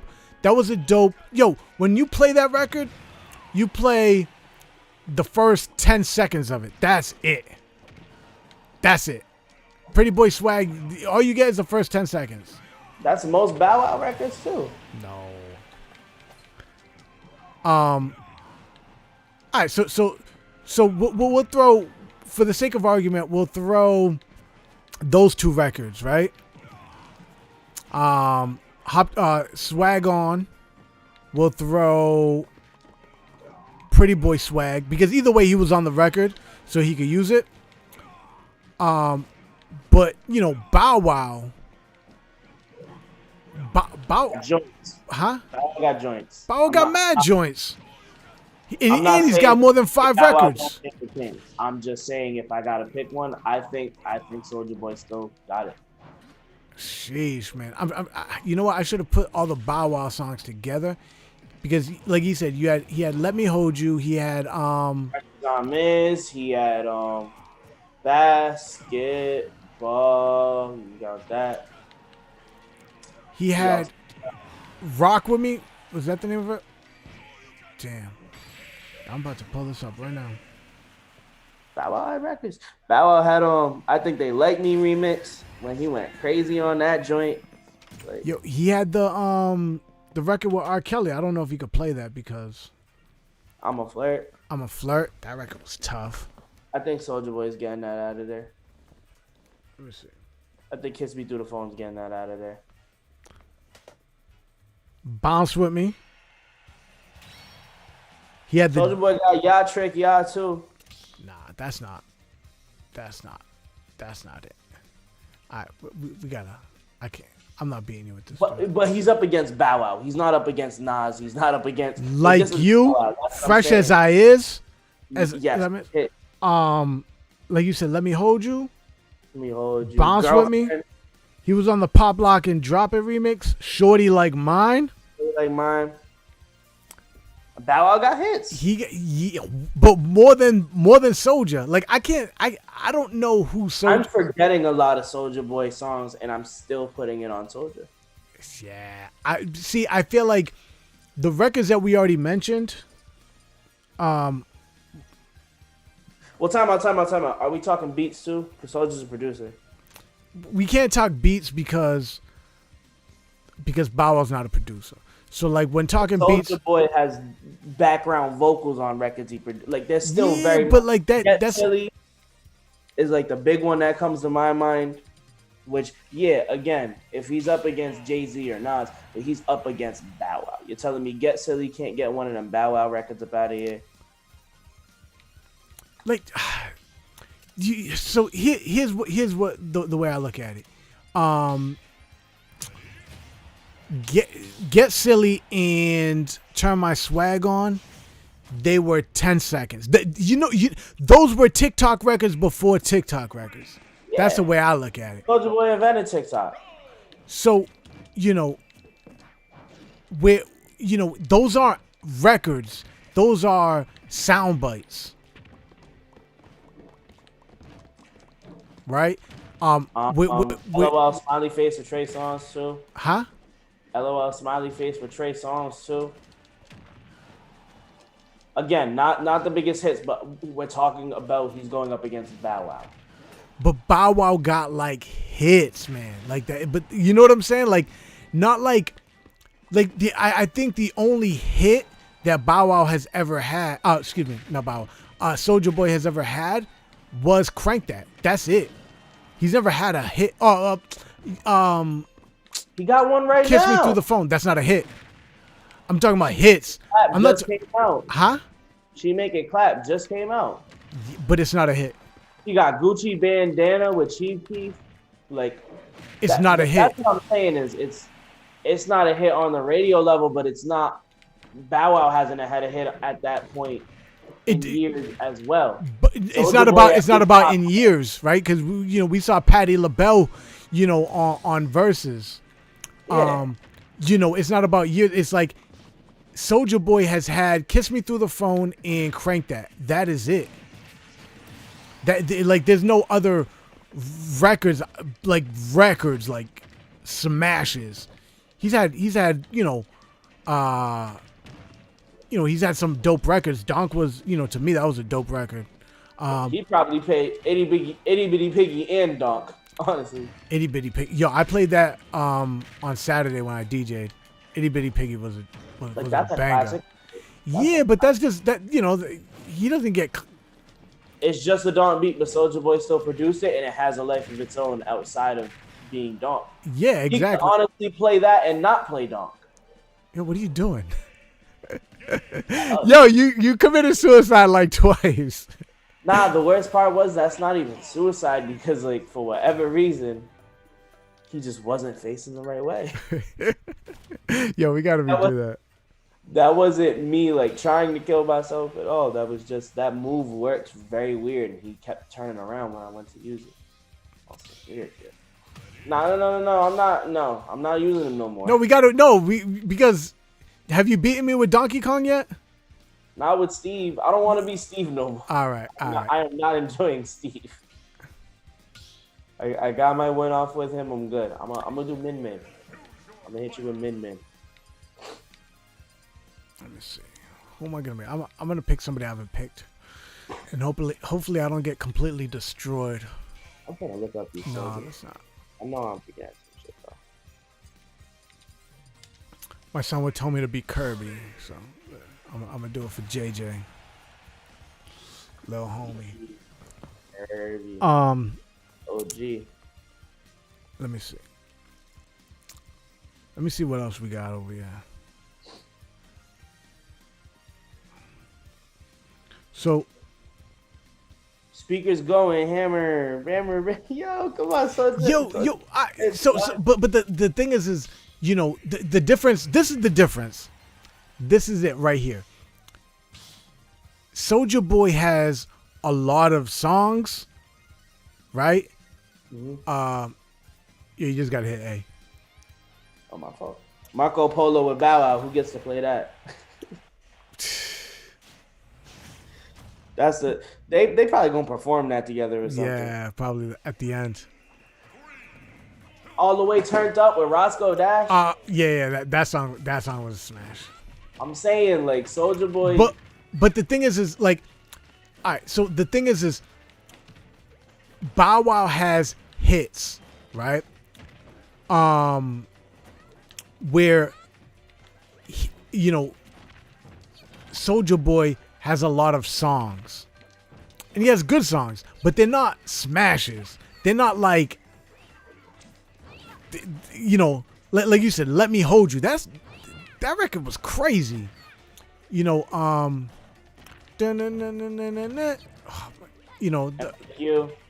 Like you. Bow Wow got a couple like undisputed hits. He definitely has more undisputed hits than Soulja. But Soulja got more, like, that's the thing about Versus. It's 20 records. It's a marathon, not a sprint. Yeah, cool. You got 3 records that can get any one of my 20 out of here. But that's 3. What are you doing after that when I still have 7?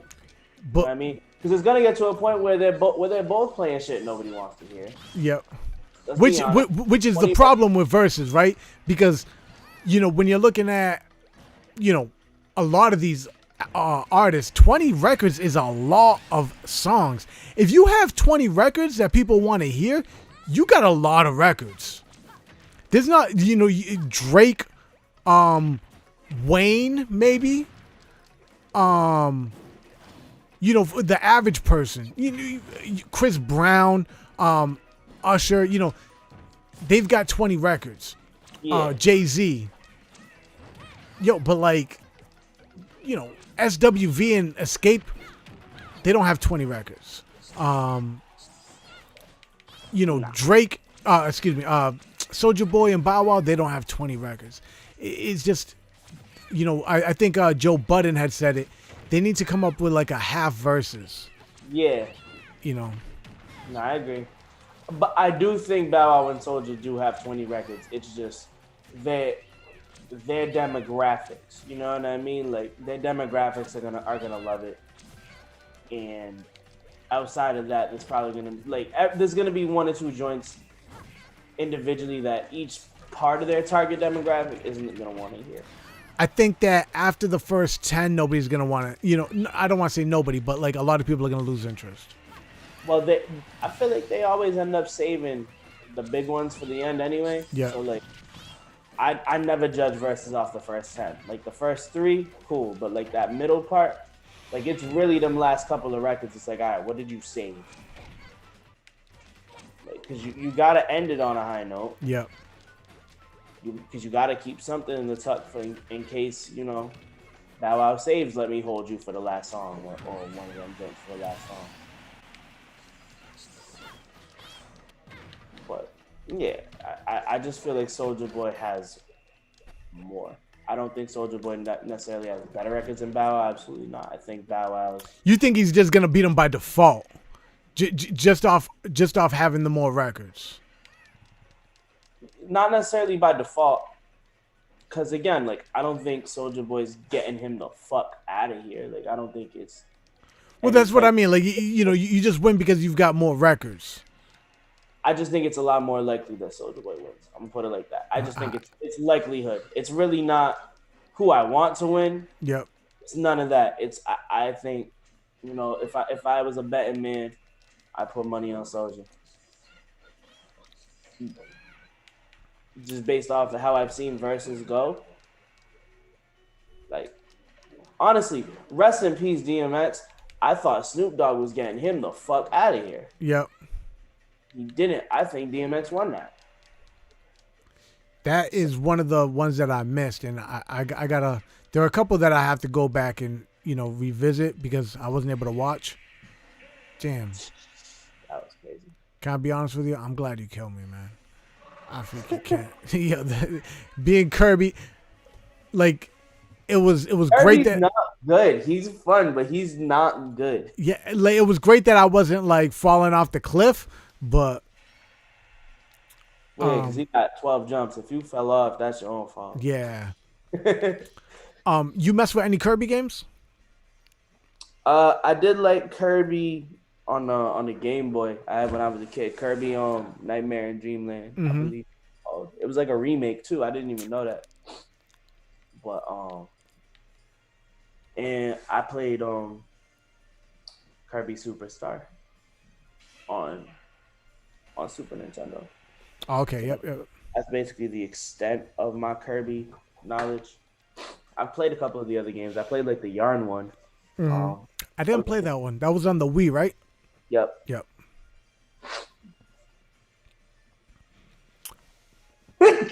Bless you. Bless you. Allergies. Damn, you got the whole row, man. Bless you. That's how serious it was. It's this serious, bro. It's allergy season is not playing this year. Man, I went outside and my car is yellow. Bless you. Yeah, the pollen is crazy. It's like I don't know what the heck is going on with the pollen, but gross. But yeah, this ain't corona. This is just dead ass allergies. It's horrible.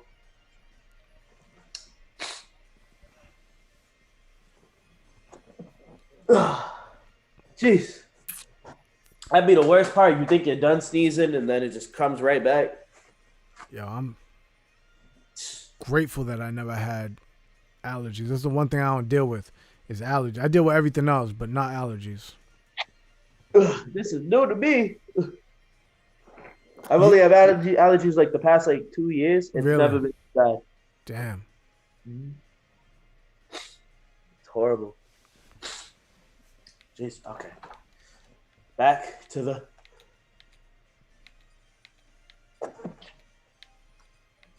Regularly scheduled programming. Jesus.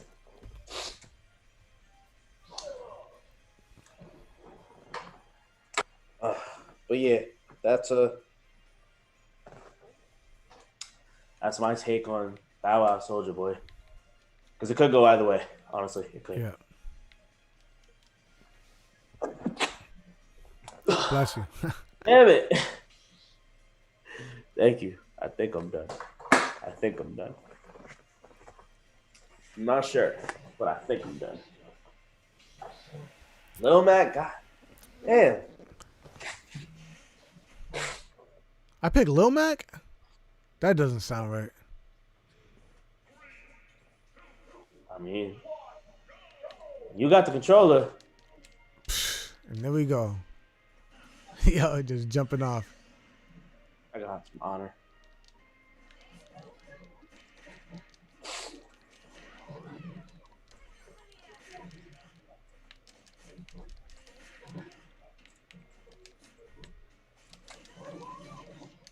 Damn.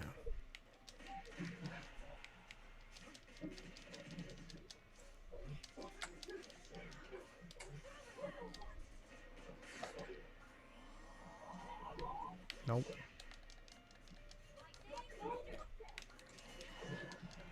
Nope. No. Whew. That was a crazy jump. I don't know how you survived that.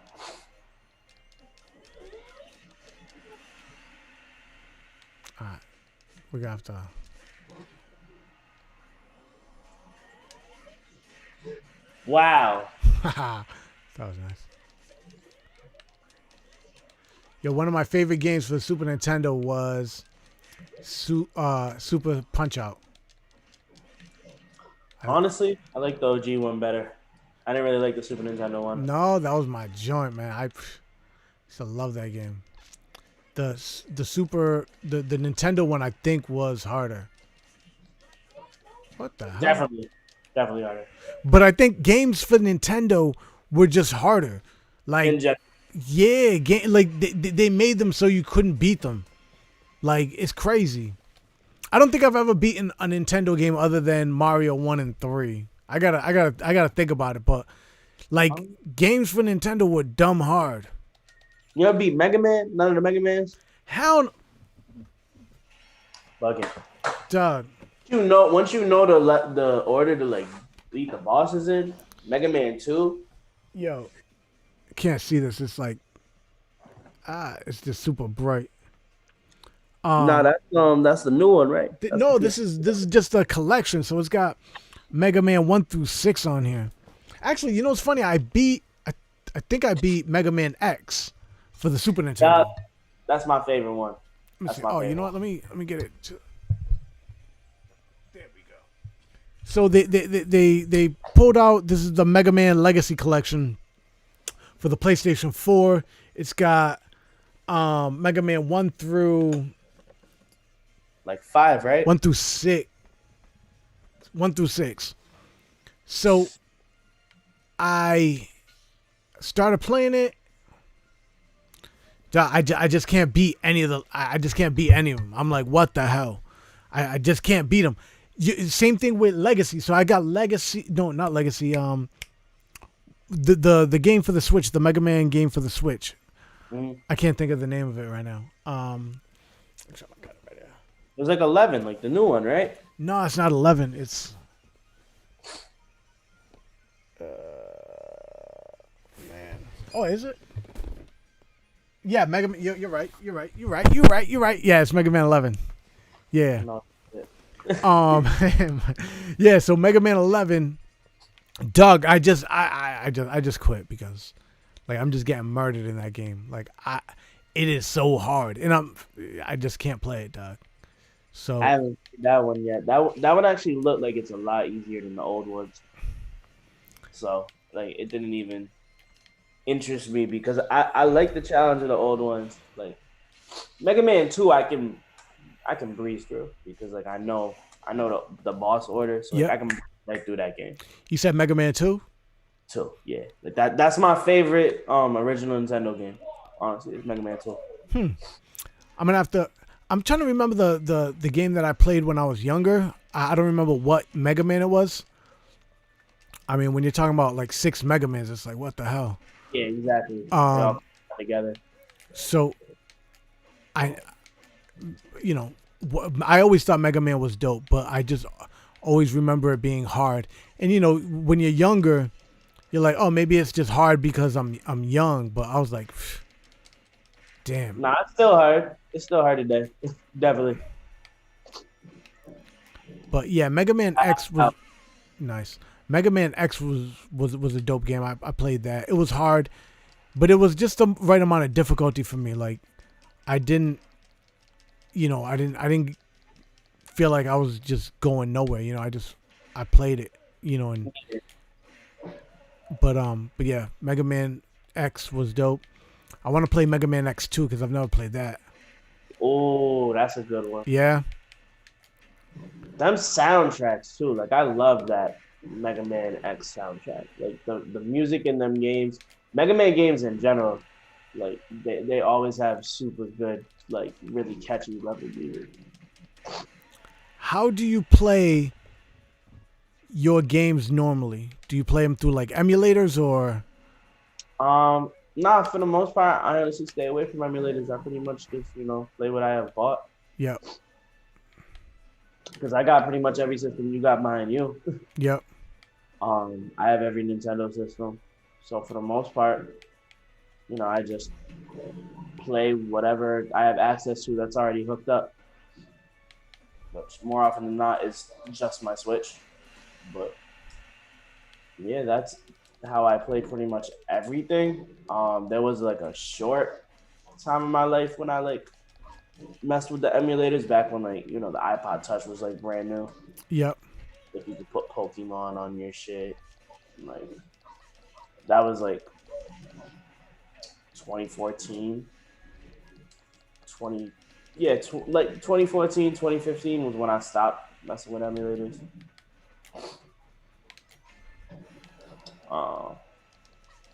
But yeah, I pretty much, especially now that the Switch Online got all the old regular Nintendo and Super Nintendo games. Yep. Well, not all of them, but like it got like the main ones for the most part.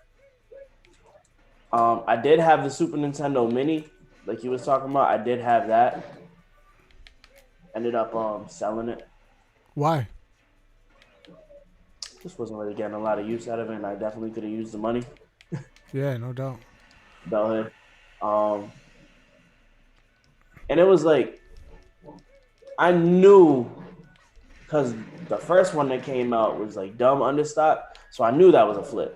Yep. I knew off rip when I bought it, like, okay, if I ever want to, I could sell this and make this money back. Yeah. Double, triple, like I'll be good. And like I definitely don't buy things with the intention of reselling it, but that was definitely one thing where I was like, all right, I already have my original Super Nintendo when I was a kid. I have most of these games. It's just kind of nice to have them all in one place. So it was just a convenience buy more than anything. It wasn't like I was getting anything I didn't already have. Yep. But yeah. Damn, that was close. That was very close. What are the games that you're hoping come to the Switch? Earthbound. Earthbound's the biggest one. Yep. They did like the Wind Waker remake on the Wii U. Mm-hmm. The HD joint. I'm begging for that.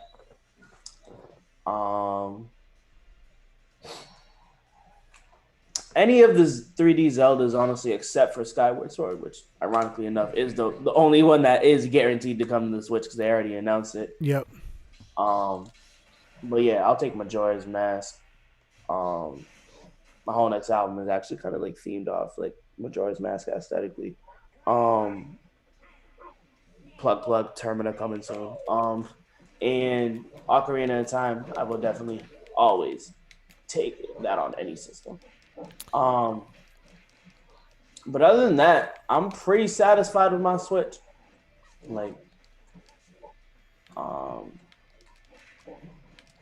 there's nothing that I'm like saying the Switch doesn't have in terms of like what I get on a Nintendo system. Yep. They pretty much already put out every game that I expect to get every time I get a new Nintendo system. So like I'm a satisfied Switch owner.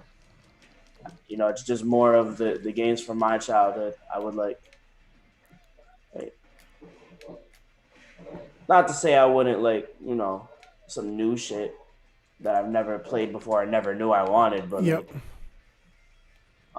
like I would love if they made like they made a Mega Man X RPG once. That game was actually dumb fire to me. Like, What was I the don't name of know if that? I would enjoy it, but I enjoyed it as a kid. Yo, What if would you you keep want? on volleyballing me, man, I'm gonna throw this remote. Banjo, man. That's why I'm talking, honestly. I've kind of noticed like when I give you longer answers, I go crazy and like it gets very hard for you to come back at that point.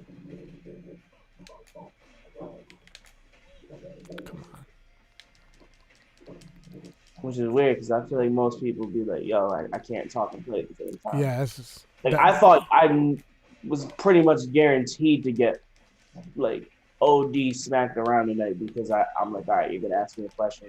I'll be trying to answer it. But like somehow it's actually helping me to answer your question. That's funny. So one thing we spoke about, circling back to Lil Wayne, um, was you know, his run starting in what was it? '06? Is that what the meme said? Um yeah, I think it was like 06, 09. That's usually what people say. Yeah. So, damn, that hurt. Um, so yeah, so my main thing with that was, um, you know, I feel like Wayne's run really started with Go DJ. Like Yeah. and that's why I said what I said when you were like, what do you mean you ain't into Go DJ or any of those other records? I'm like, yo, to me, when you're talking about Wayne's run, like there's no Wayne's run without without Go DJ. So that was my only thing. I would argue he was rapping way different back then than what we consider him to rap like in his run, though. I Well, think I think that was, that's the distinction. but that's not.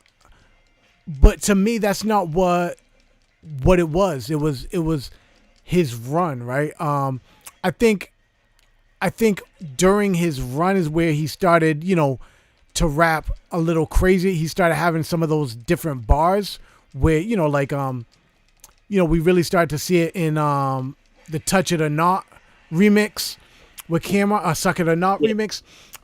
In the We Taking Over, we heard it in Suck It or Not. And we were like, oh shoot! And then he came out with the We Taking Over remix, and I felt like that was like when he said what he's like when I was thinking about the whole Pac.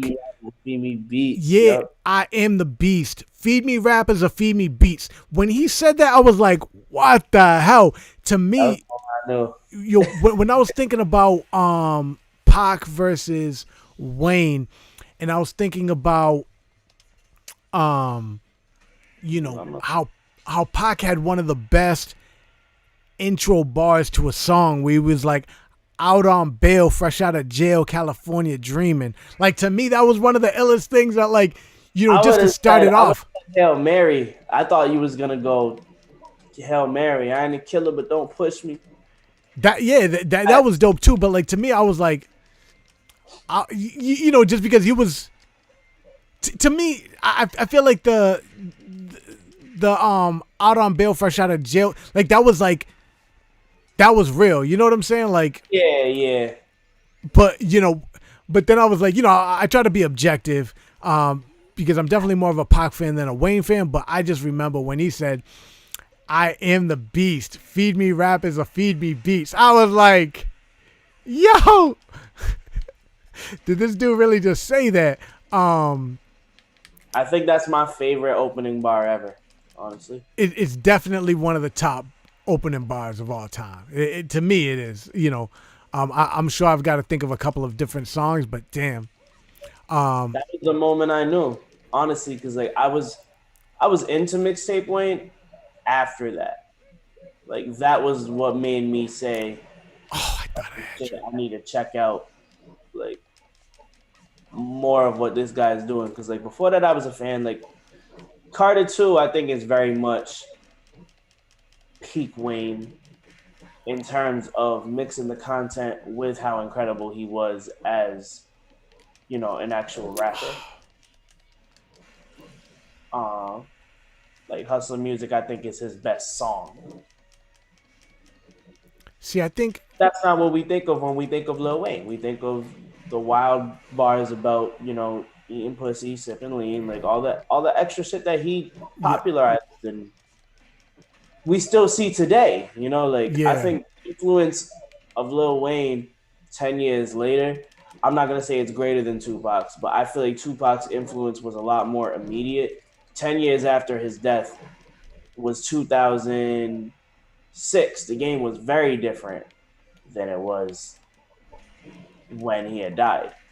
Wayne is already double that time since his peak, and rappers are still looking and sounding just like him.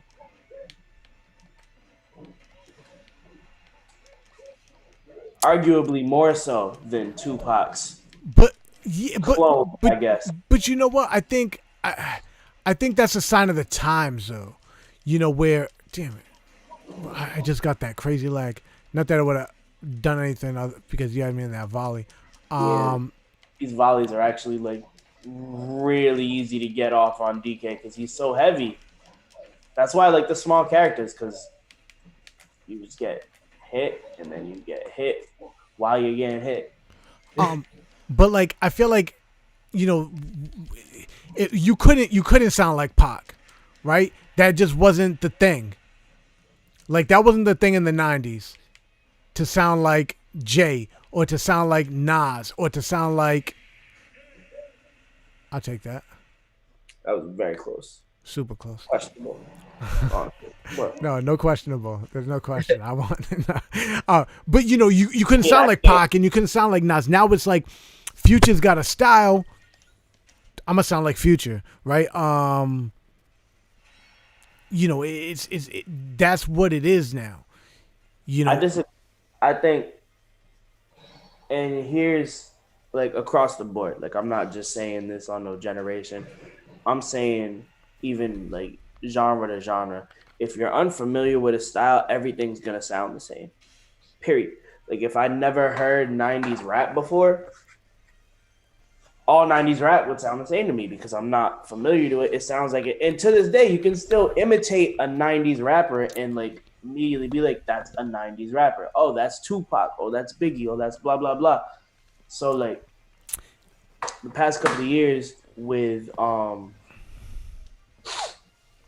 hesitating to use the term mumble rap, but I guess it's kind of been reclaimed. So I guess like, just that style, if you're unfamiliar with that, you're not going to be able to pick up on the minute differences from artist to artist. You're just going to hear it as this is what this sounds like. There's some people that might say Nirvana makes similar music to like Alice in Chains or a completely unrelated grunge band that sounds nothing like them if you're actually in tune with, that scene and that culture and that musical style. But if you don't, and it's not what you listen to on the regular, you're not going to be able to pick up on, that type of shit. So like that would be my argument. And But you said that rappers sound like Wayne. That was that were your words. yeah, Where, absolutely. like The influence is undeniable. yeah, where Tupac was. I don't know who could have been, him and Biggie, who could be a bigger influence, than those two rappers just because of their untimely deaths. But still didn't have rappers coming out sounding like them. And if you did, the longevity, we had Shine come out. Black and we had Shine and Yeah, we had Shine. But when we had Shine had come out damn near, it had to be 5 years after his death. yeah. But even who you picking? I'm trying to figure it out still.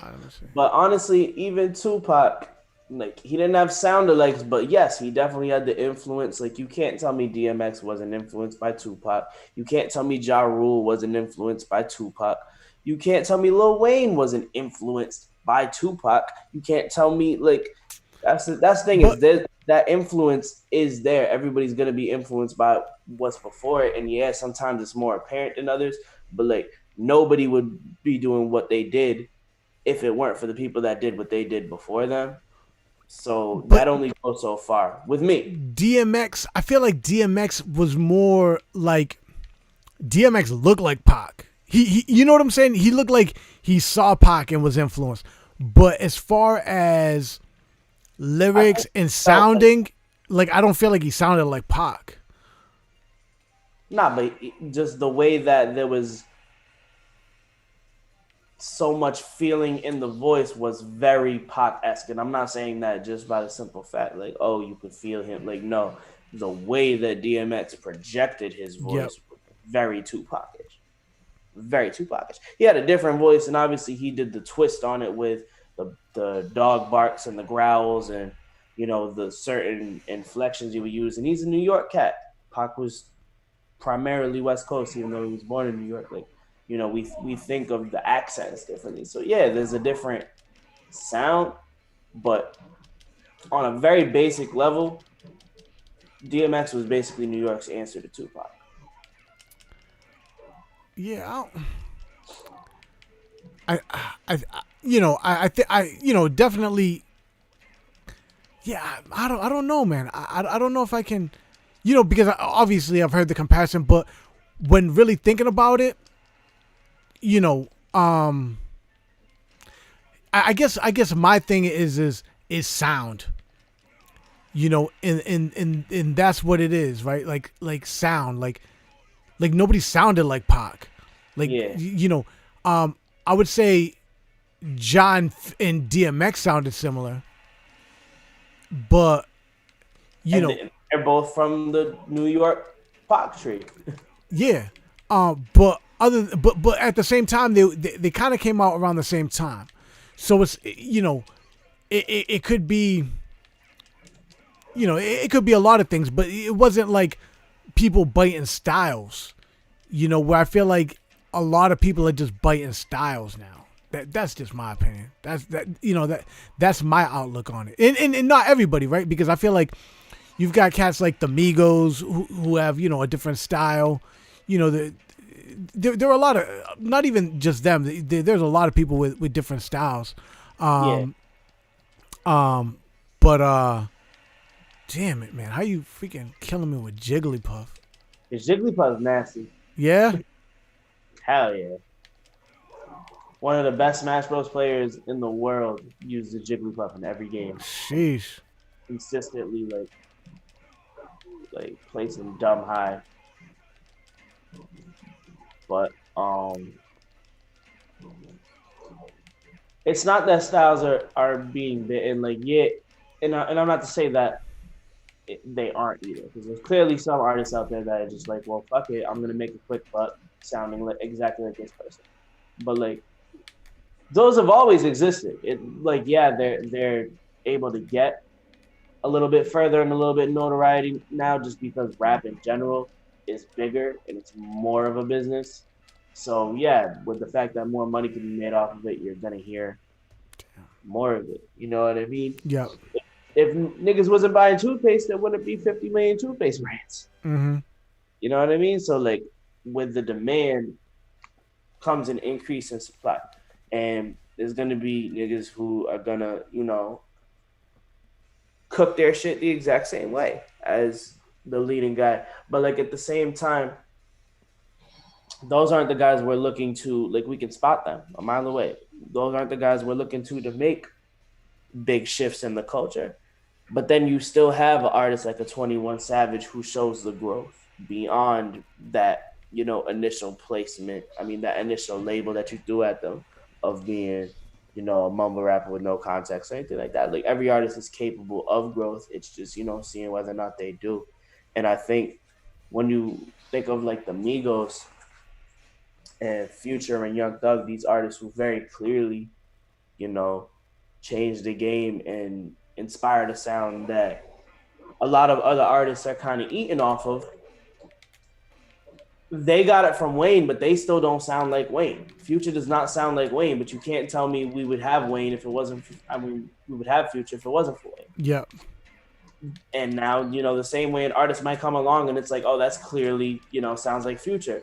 Who's to say they won't, come into their own a year from now? And now the fact that they started sounding very similar to this other artist, like that's just a blueprint. Everybody gets it from somewhere. So like, I remember a few years ago, me and my man Yagi, shout out to my man Yagi, he Trippie Redd had just came out. Yep.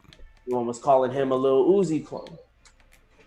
And I was like, nah, there's something different there. Like, yeah, the influence is apparent, but watch, there's something different there. Sure enough, time went on and Trippie Redd sounds like Trippie Redd now. There's no Uzi clone comparison, but you still can't say that influence isn't there because it's a similar style of music. Same with Juice WRLD.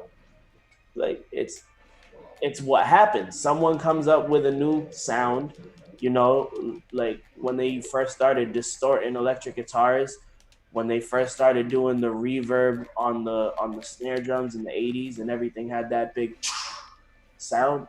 Like, someone comes up with a sound and then other people learn how to make that sound. T-Pain with auto-tune. Like, this has always happened. This is not something that's new with like the newer rappers. It's just music's a lot easier to create, so we're seeing it at a larger scale, but it's not a new problem at all. And I don't think it's even bigger. It's just more noticeable because of the way that the business has evolved and the opportunity for selling that.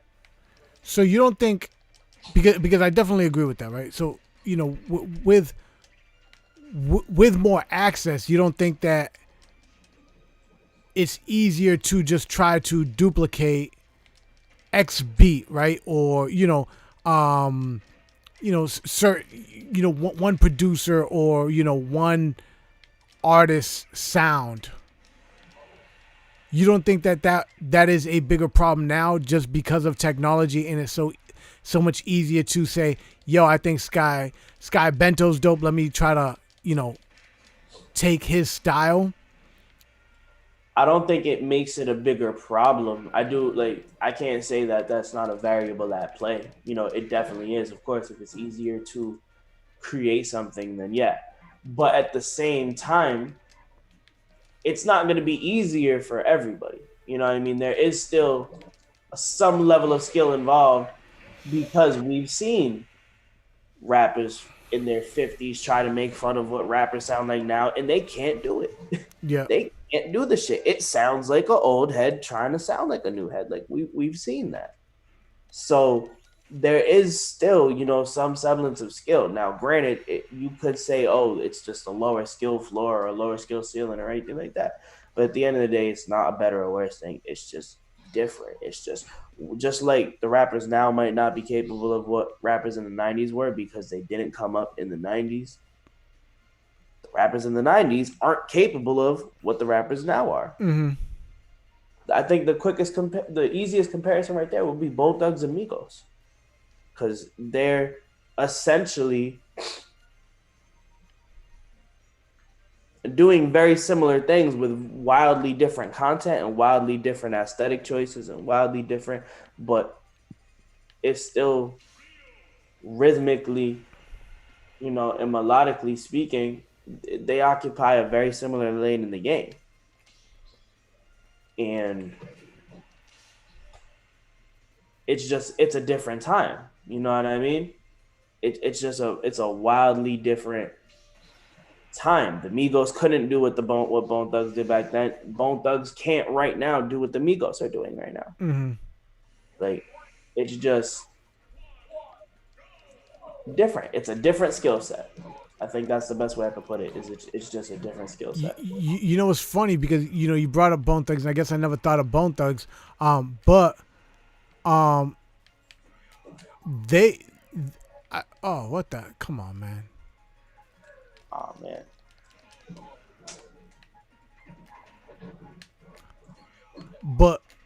as far as adding melodies to, oh, come on, man. How does that keep missing you?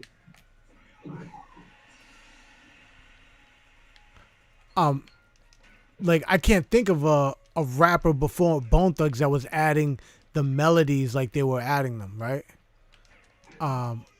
You could say Lauryn Hill because she was an actual singer, but even that's Yeah, I mean, but like just being a rapper and, but even Lauryn Hill, yeah, I guess it's different because, but no, but Lauryn Hill, damn, now I gotta see. I think Bone Thugs were before Lauryn Hill. I'm pretty sure, yeah. Not No, none no, of no, them. no. I'm pretty sure Bone Thugs were too, because they were signed to Easy. So Yeah, I'm pretty sure Easy was dead by the time the Fugees even came into the picture. So, yeah. But you know, I think Bone Thugs were doing, you know, that melody rapping. And it was with the staccato flow, with the like, Yep. it's very Migos. You know what I mean? And I don't think the Migos got it from Bone Thugs. I don't think the Migos are inspired by Bone Thugs at all. But that footprint, I mean, that fingerprint that the Bone Thugs had on the game is still there. So even if they're not directly inspired by them, Yep. the effect, kind of led to that, because I've heard UGK and 3 6 Mafia and all them use that flow. You know what I mean? I think that was like the big thing when Migos first popped off, was like people were tracing that triplet flow like back, and it kept going back to like Lord Infamous, I believe, from 3 6 Mafia. But the way I see it is like, that's something that existed before now, but no one, not even Bone Thugs, were doing it the way that cats are now, to where it's so identifiable that you have Snoop Dogg coming out and saying, "Oh, this is the Migos flow. Everybody sounds like this," and it's different.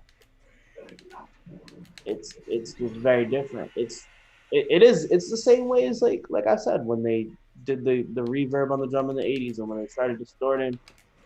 But I think making a similar sound, right? So you got like the sound of the '90s, or the sound of the '80s. Like you could make a beat right now and you could be like, oh, that's super '80s, right?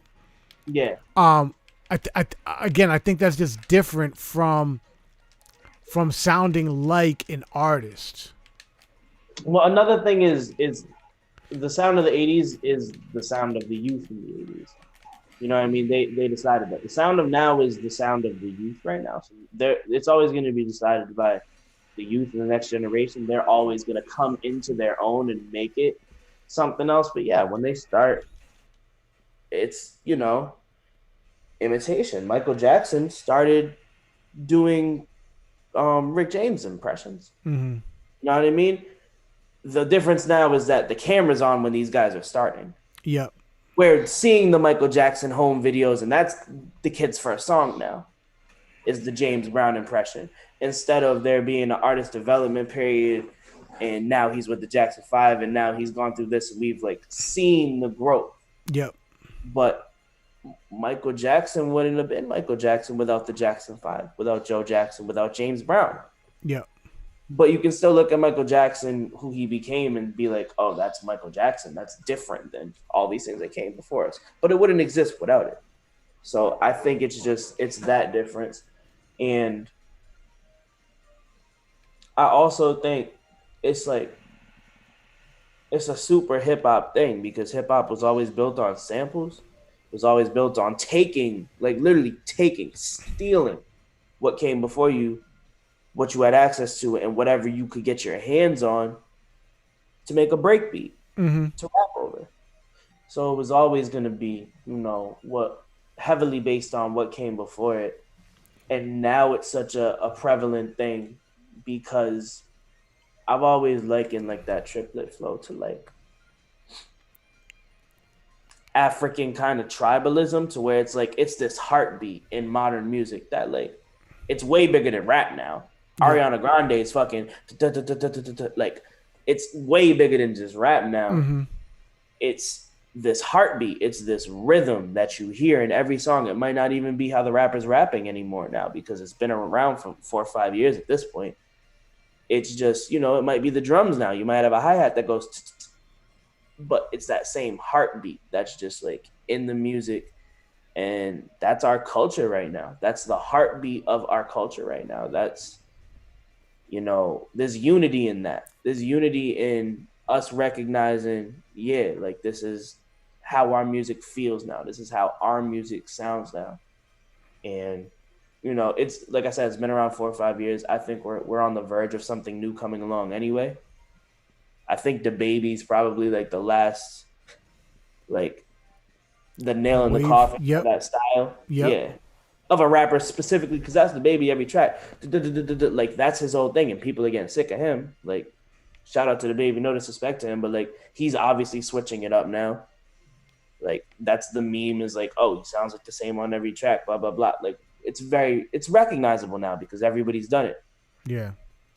And the white people took it and ran with it. So it's like, okay, now like we always do when they do that, we come up with something new. Yeah. And that's gonna take over. And it's the start of a new decade.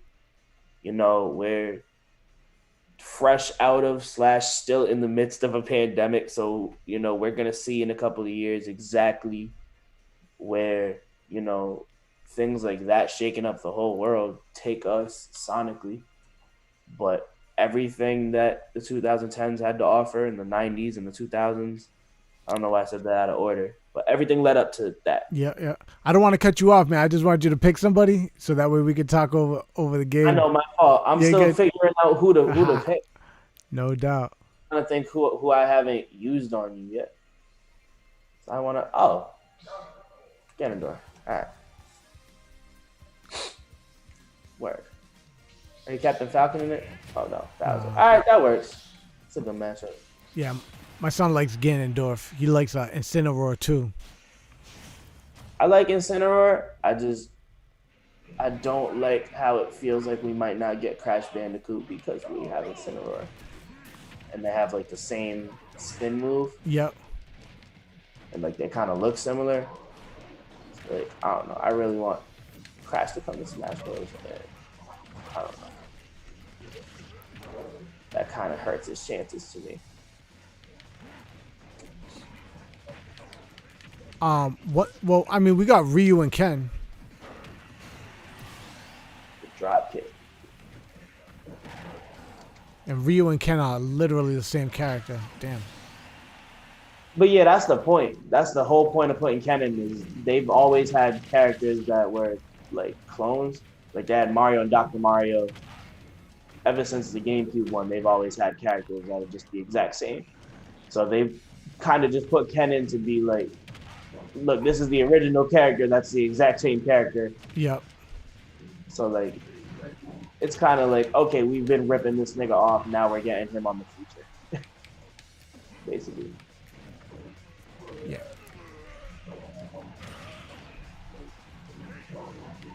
Like even before that, Kirby and Jigglypuff, like in the first one, Kirby and Jigglypuff were basically the same. Yep. The only reason Jigglypuff made it in the game is because they just had to go. They could have just went off what they already had for Kirby. Sheesh, this is gonna be quick.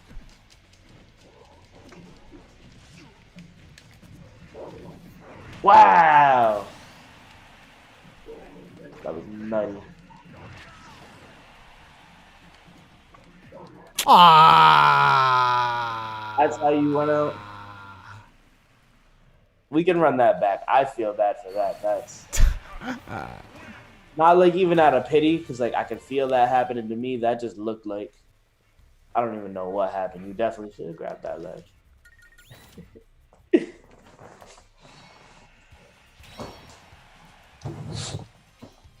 All right, so we're gonna rematch. So I got a question. 90s TV crush. Hillary. So Hillary and Tia. Really, Tia? Tia. Not Tamara. Why not Tamara? I just always thought Tia was more attractive. Not that I have anything against birthmarks, but like she just was. When I think of them, I always thought of her face twice. Like before I even knew the difference, like to spot like with the birthmark that Tamara got. Like I just always saw Tia's face twice. Gotcha. So like it's not even necessarily like, oh, Tia because of who Tia is. It's just they're twins. Yeah. She's the default twin for me, I guess. I actually I mean now I have more of a reason because I did meet her when I lived in LA. So like that was like a dream come true for me. But yeah, it was Hillary. I mean, you met Hillary? I actually met Hillary too. I met Hillary. Hillary lives in like Westport, right? Exactly. I met her Christmas shopping on Christmas Eve, dog. At Target. I was working at Target at the time. And it was Christmas Eve. And she was in there Christmas shopping. That's crazy. Yeah, my cousin who used to work at the Marriott, well, yeah, she used to work at the Marriott in Dartmouth. She was like, her father was, come on, again. That's how I go out. Damn, I'm done with Bowser. Yeah, she said that her father was staying at the Marriott. Mm-hmm. And that, Hillary, lived in Westport. I was like, oh, that's crazy. Yeah, because her husband's from Dartmouth apparently. So. Oh, that's nuts. I think that's, the connection that like got her just into the area. But yeah, I met both of them. Oh, that's dope.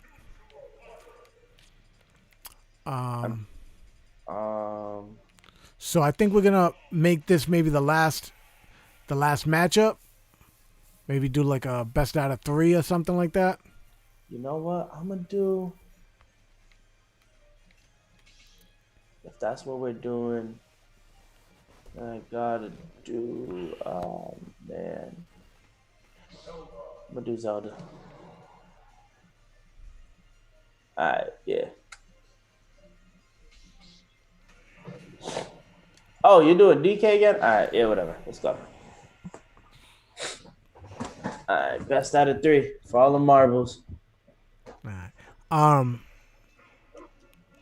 So we talked a lot of music, other people's music. Are we talk? Oh, what? We not done, son. I thought you would. I thought you were going out. I was like, wow, Oh. you really just.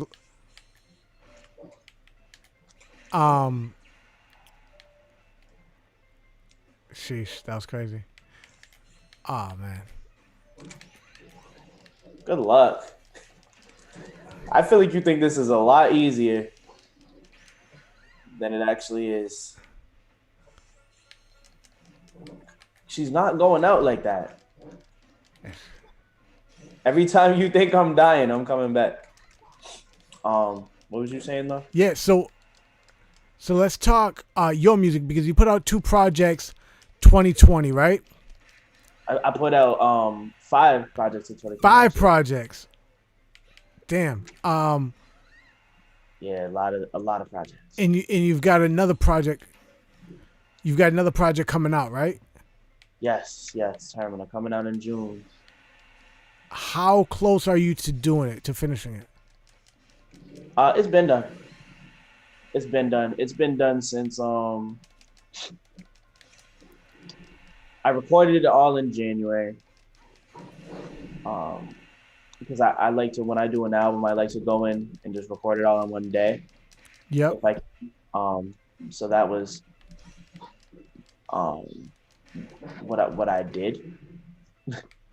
And it was basically just like mixing, mastering, sequencing, coming up with, the artwork and,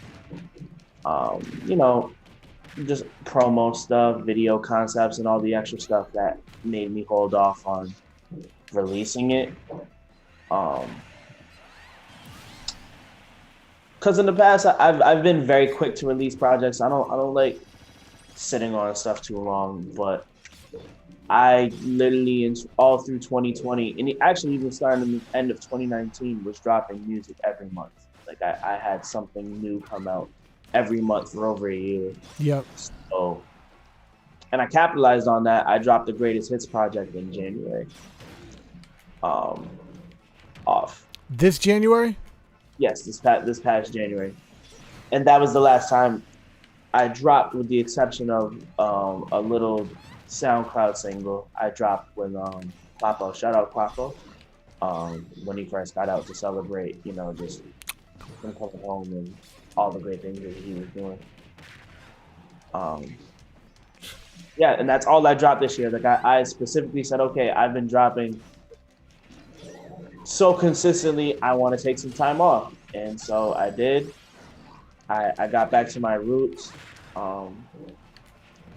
and I think I got you, man. Rapping.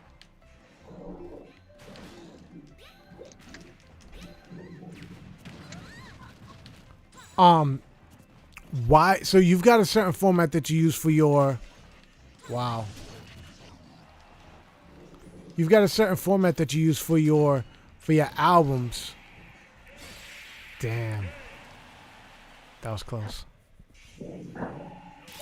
That was super Good game. close.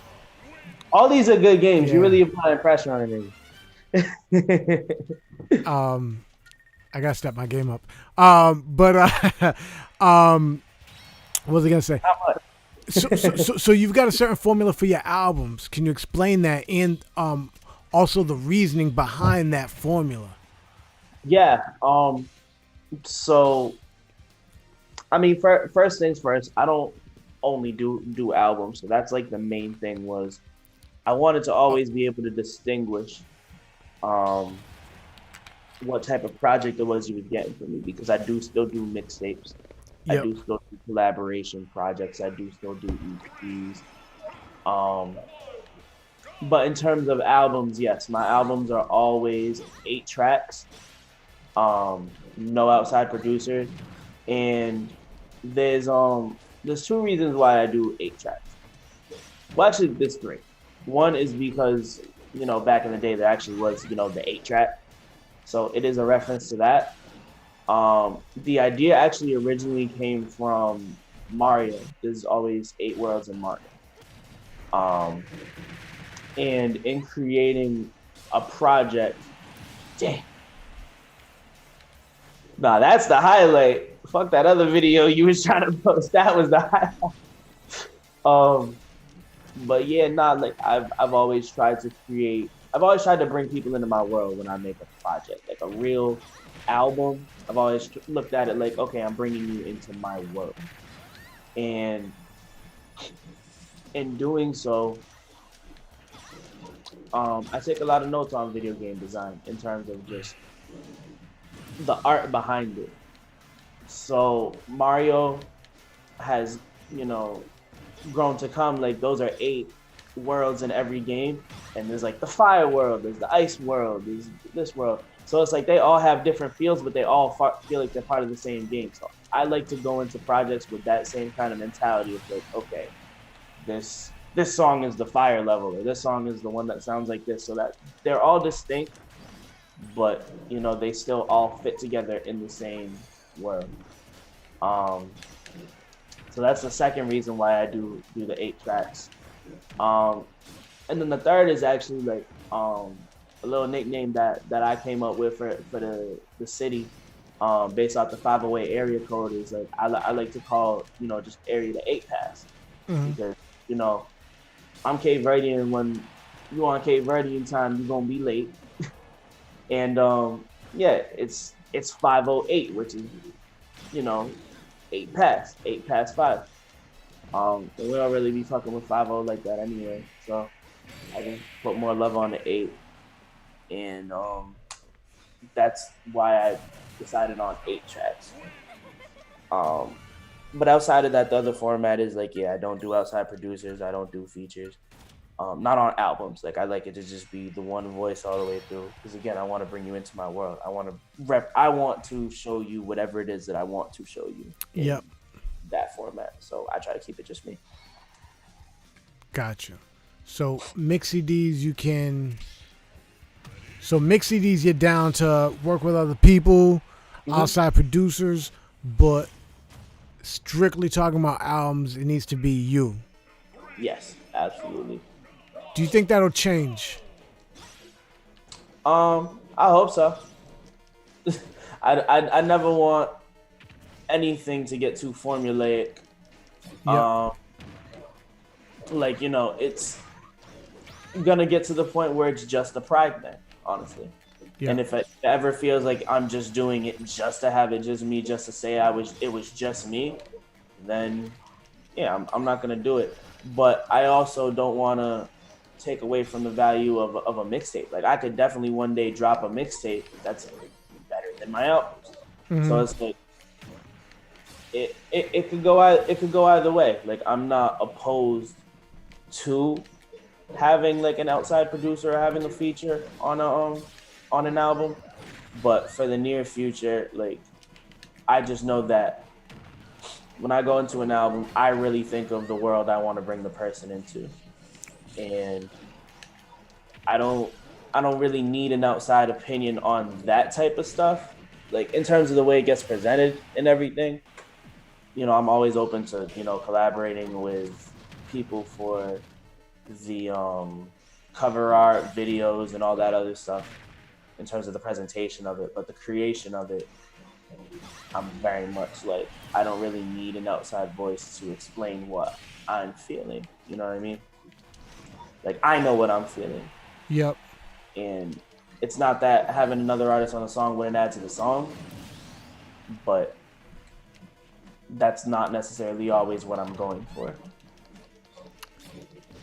Now, unsigned, strictly unsigned. Is there anybody that you haven't? Well, I shouldn't say. I'm sure that there are. Who haven't you worked with that you would like to work with? Um,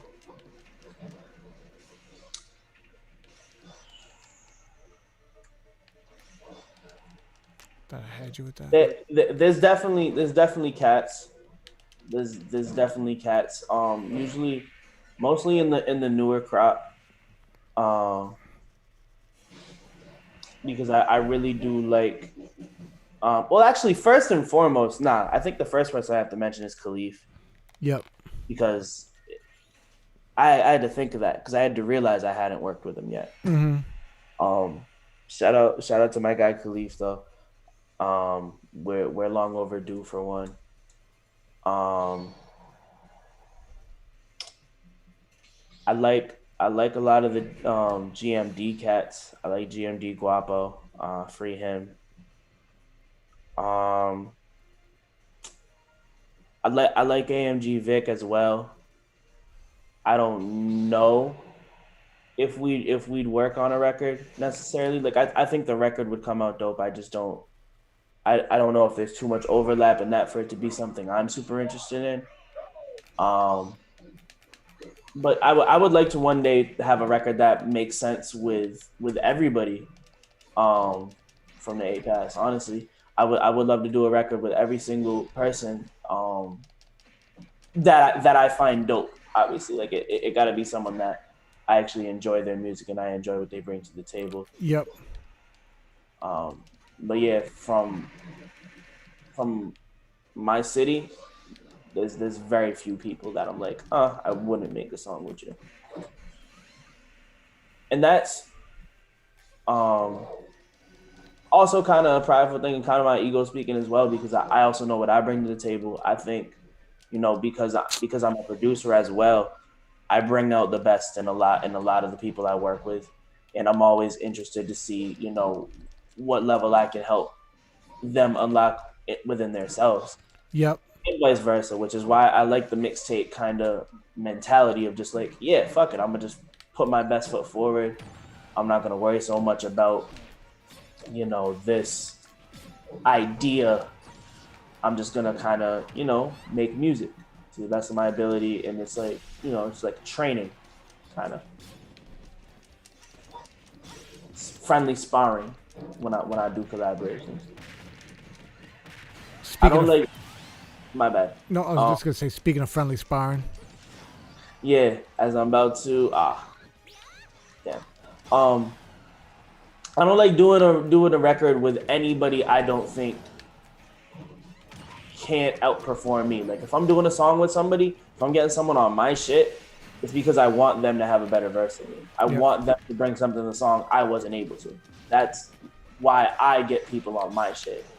I don't never want, and I'm very vocal about that too. And like that's honestly soured some relationships here and there, but like I never mean no malice by me saying I killed somebody on a record.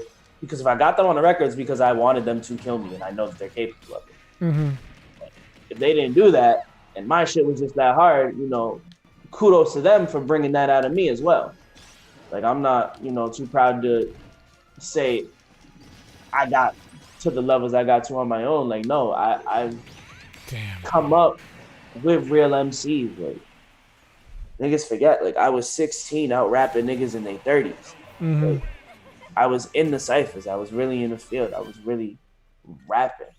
So like I can just always acknowledge when I'm doing better lyrically or flow wise or on any level musically than someone, and I will always give it up to them when I feel like they're doing better than me. And I feel like we gotta, as artists be more comfortable. We're all very sensitive about our shit. We gotta be more comfortable with admitting those moments. Yep. Take your L's. I take mine. Yeah. So I noticed that you do a lot of sampling in your music. Well, when producing beats, and it's like everybody from Wayne, or to In Sync. You know Hell what I'm yeah. saying? Do you? I guess it's a two-part question. Do you consider yourself a rapper? Um, I consider myself a musician, but I'm never gonna shit on the culture that made me the musician I am. Well, I don't. And Yeah, I I don't that, think it's that, but I think there's I don't know. I think that there's a wave of music that I don't know if you could consider rap, and yeah, it's not a good thing or a bad thing. It's just different, right? right. Well, I say that because I feel like that's the stigma too. Is like there are so many artists that are just like, oh no, I'm not a rapper, I'm an artist, blah blah blah, and like it can be kind of condescending, and it can look like we're trying to get approval from you know people outside of our culture by saying that we don't want to be boxed into rapper. But like at the end of the day, it's a great fucking thing to be a rapper. There's nothing wrong with that, and it's just one of the many skills that I have in terms of creating music. So I call myself first and foremost either a musician or a songwriter producer. And it Yeah. really just comes down to what the song is. If the song is something I want to sing on, I'm going to sing. If the song is something I want to rap on, I'm going to rap. But especially with this new project, I mean, for the past couple of years, I haven't considered myself a rapper because I haven't been trying to rap. I've very seldomly actually been like, all right, I'm gonna out rap this person. I'm gonna rap on this. Like that's kind of become a rarity. So with the new album Termina, I really got back into that bag of just taking all the things I learned about making music from all the other types of records that I make and rapping. Like I made beats specifically that made me want to rap. I specifically said, okay, I'm going to write a rap to this. I'm Yep. going to rap about this. And it was very therapeutic because when I started rapping, I was not a content rapper. Again, big fan of Wheezy. I always rapped about being the best rapper. That was incredible at it. Like I'm great at rapping about that. But one of the reasons I stopped rapping was because I felt my music more when I sang it. I felt my music more when I stopped giving a fuck about being the best rapper, and I started just making music that I felt and just putting my emotions into it. And, from the lyrics to the vocal inflection to everything. So I took all that I learned from that, and I kind of just, doubled back and said, okay, well, let me try to rap again. Yep. And mix that up, and the result is the new album, Termina, coming in June. So I'm gonna ask you one more question, but I want to jump. We could do one last round. I'm gonna nest it for the last round. Actually, I'm gonna nest it for the last round. Damn. Because at least I know I had a chance with you as You was Zelda. playing stuff too much. Yeah, it was a game, right? It was a game. So let's see. Actually, I'm You gonna damn. I don't know. stick it to the song? Well, I mean, I'm Pick gonna lose, so I'm whoever, trying to but figure it's out the who. last round, so I had to, you know, close the show with the headliner. You know what? I, I'm gonna go back with Kong, even though I know I'm not supposed to. I'm still gonna do it because he deserves that shine. There you go. You might be the best Donkey Kong player I've played. Why? Thank you. I appreciate that. My son's always like, pick somebody else. I'm like, listen, I'm good with who I'm good with. You know, Yeah. Just be proud. Yeah. Next time actually, I was gonna say next time I'll have you play my son, but my son will get pissed. He doesn't. Break your controller and shit. Yo, he does not like to lose. So the question is, what are we looking at when it comes to your new project? Like, what can we expect? So again, like I took a lot of. I mean, let me preface it with like my mental health has been a huge focus of my music since I started singing. Since I stopped giving a fuck about being the best rapper and just said, yo, I'm gonna put my emotions in my shit and I'm gonna vent. Like it's become such a therapeutic process for me to just make music based off, what I feel. And, it's a very 2020 album. Obviously it's 2021 and, things are different now, but like the pandemic changed our lives. You know what I mean? Quarantine changed our lives and it had a huge effect on my mental health. So I made a lot of records that reflected that. And I was specifically quarantined in LA, far away from my family. I didn't really know nobody. It was just me out in Hollywood in my little studio apartment, like just me and them four walls. And all the things that was happening, in real life outside of that, Black Lives Matter protests and personal disagreements with, homies that, aren't really homies anymore. And just real life happening. Yep. I just did a lot of rapping about that over extremely G-Funk influenced production. I made a lot of like West Coast type beats on there, but I also, I feel like I went about it in a very East Coast way because I was back and forth during the creation of the project. So there's just a lot of that. I was listening to a lot of, just raps about feeling. Like I listened to a lot of Jeezy, a lot of Pac, a lot of XXXTentacion, like rappers where you could feel in their voice what they were saying. And, mix it together with super West Coast sounding production with an East Coast flavor to it. And yeah, with a huge focus on just, what was going on in my life at the time. So I even instead of doing 8 tracks of songs, my outro is actually a poem on this record because I did focus so much on, what I'm actually saying and not so much how it sounds.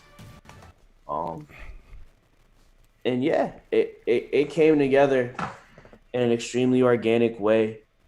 And, I'm really proud of this body of work. I hesitate to call something my best project before it's out because I listen to my projects over and over again. Yep. And when they come out, I'm kind of like, all right, I'm on to the next. And then only then I can really absorb like, okay, this is what this project was. Like, yeah. So I'll wait till it's out to say it's my best project yet, but it's an extremely humbling body of work in terms of the creation process, going back to my roots and rapping. Word. So proud of it, man. Well, I'm looking forward to it, man. I appreciate the conversation and the music talk. Let everybody know where they can find you and where they can find your album when it drops. You said June. We gonna leave it at June for now. All right, we're gonna leave it at June. Yeah, we gonna leave it at June for right now. I'm gonna announce the release date real soon. So stay tuned to my socials. You can follow me at Please Say the Bento, PLZ Say the Bento. Y'all can check out my website, pleasesaythebento.com. Once again, PLZ Say the Bento. And that's actually below your name. So if you just point down, all your socials right there. Well, your Twitter and your Instagram is right there, and then I guess your website would be just .com. Yeah, for sure. www. Please say the Bento. Whatever your tag is .com. So word. Yep, and that's the YouTube as well. The YouTube channel is also Please Say the Bento. So everything's nice and concise. You got that one ad name, you can find me. Dope. So if we want to check out your album, or when you release it, when we want to stay updated on the release, you could hit him up, Instagram, Twitter, in the website, and we're gonna have some dope visuals, I'm sure, for the album. Absolutely, I'm extremely aesthetically consistent this time around. I like to consider myself a era artist, as they keep calling it on the Twitters. So like every time I do a new project, I'm always like thinking how I'm gonna visually represent myself, from videos to cover art to even like my hair. Like we definitely in the blue braids era right now. Yep. I just brought the blue hair back because the blue hair is the album thing that I always do. So yeah, man. Termina coming in June. Termina. While you're waiting on that, I Hope You Love Me is on streaming platforms. Super Bento Sunshine is on streaming platforms. East Coast Undead with the homie Youngwall Dez. The Bento Box Greatest Hit Project is all on all streaming platforms. And I appreciate you inviting me on this. This has been a lot of fun. It's always good to chop it up with you, homie. Definitely, man. I had to get you back on in a more official way and talk about some of the stuff that we be talking about online and just get it down on video. So it was great talking to you, man. Always, brother. And blessings to you and yours. Hope you stay safe and dangerous at the same time. Loving everything you're doing. Keep it up, man. We proud of you. Appreciate it, man. Appreciate it. Yo, it's DJ Jules. It's my man, Sky Bento. At Please Say the Bento. DJ Jules, the level up. Thanks for rocking with us. You did.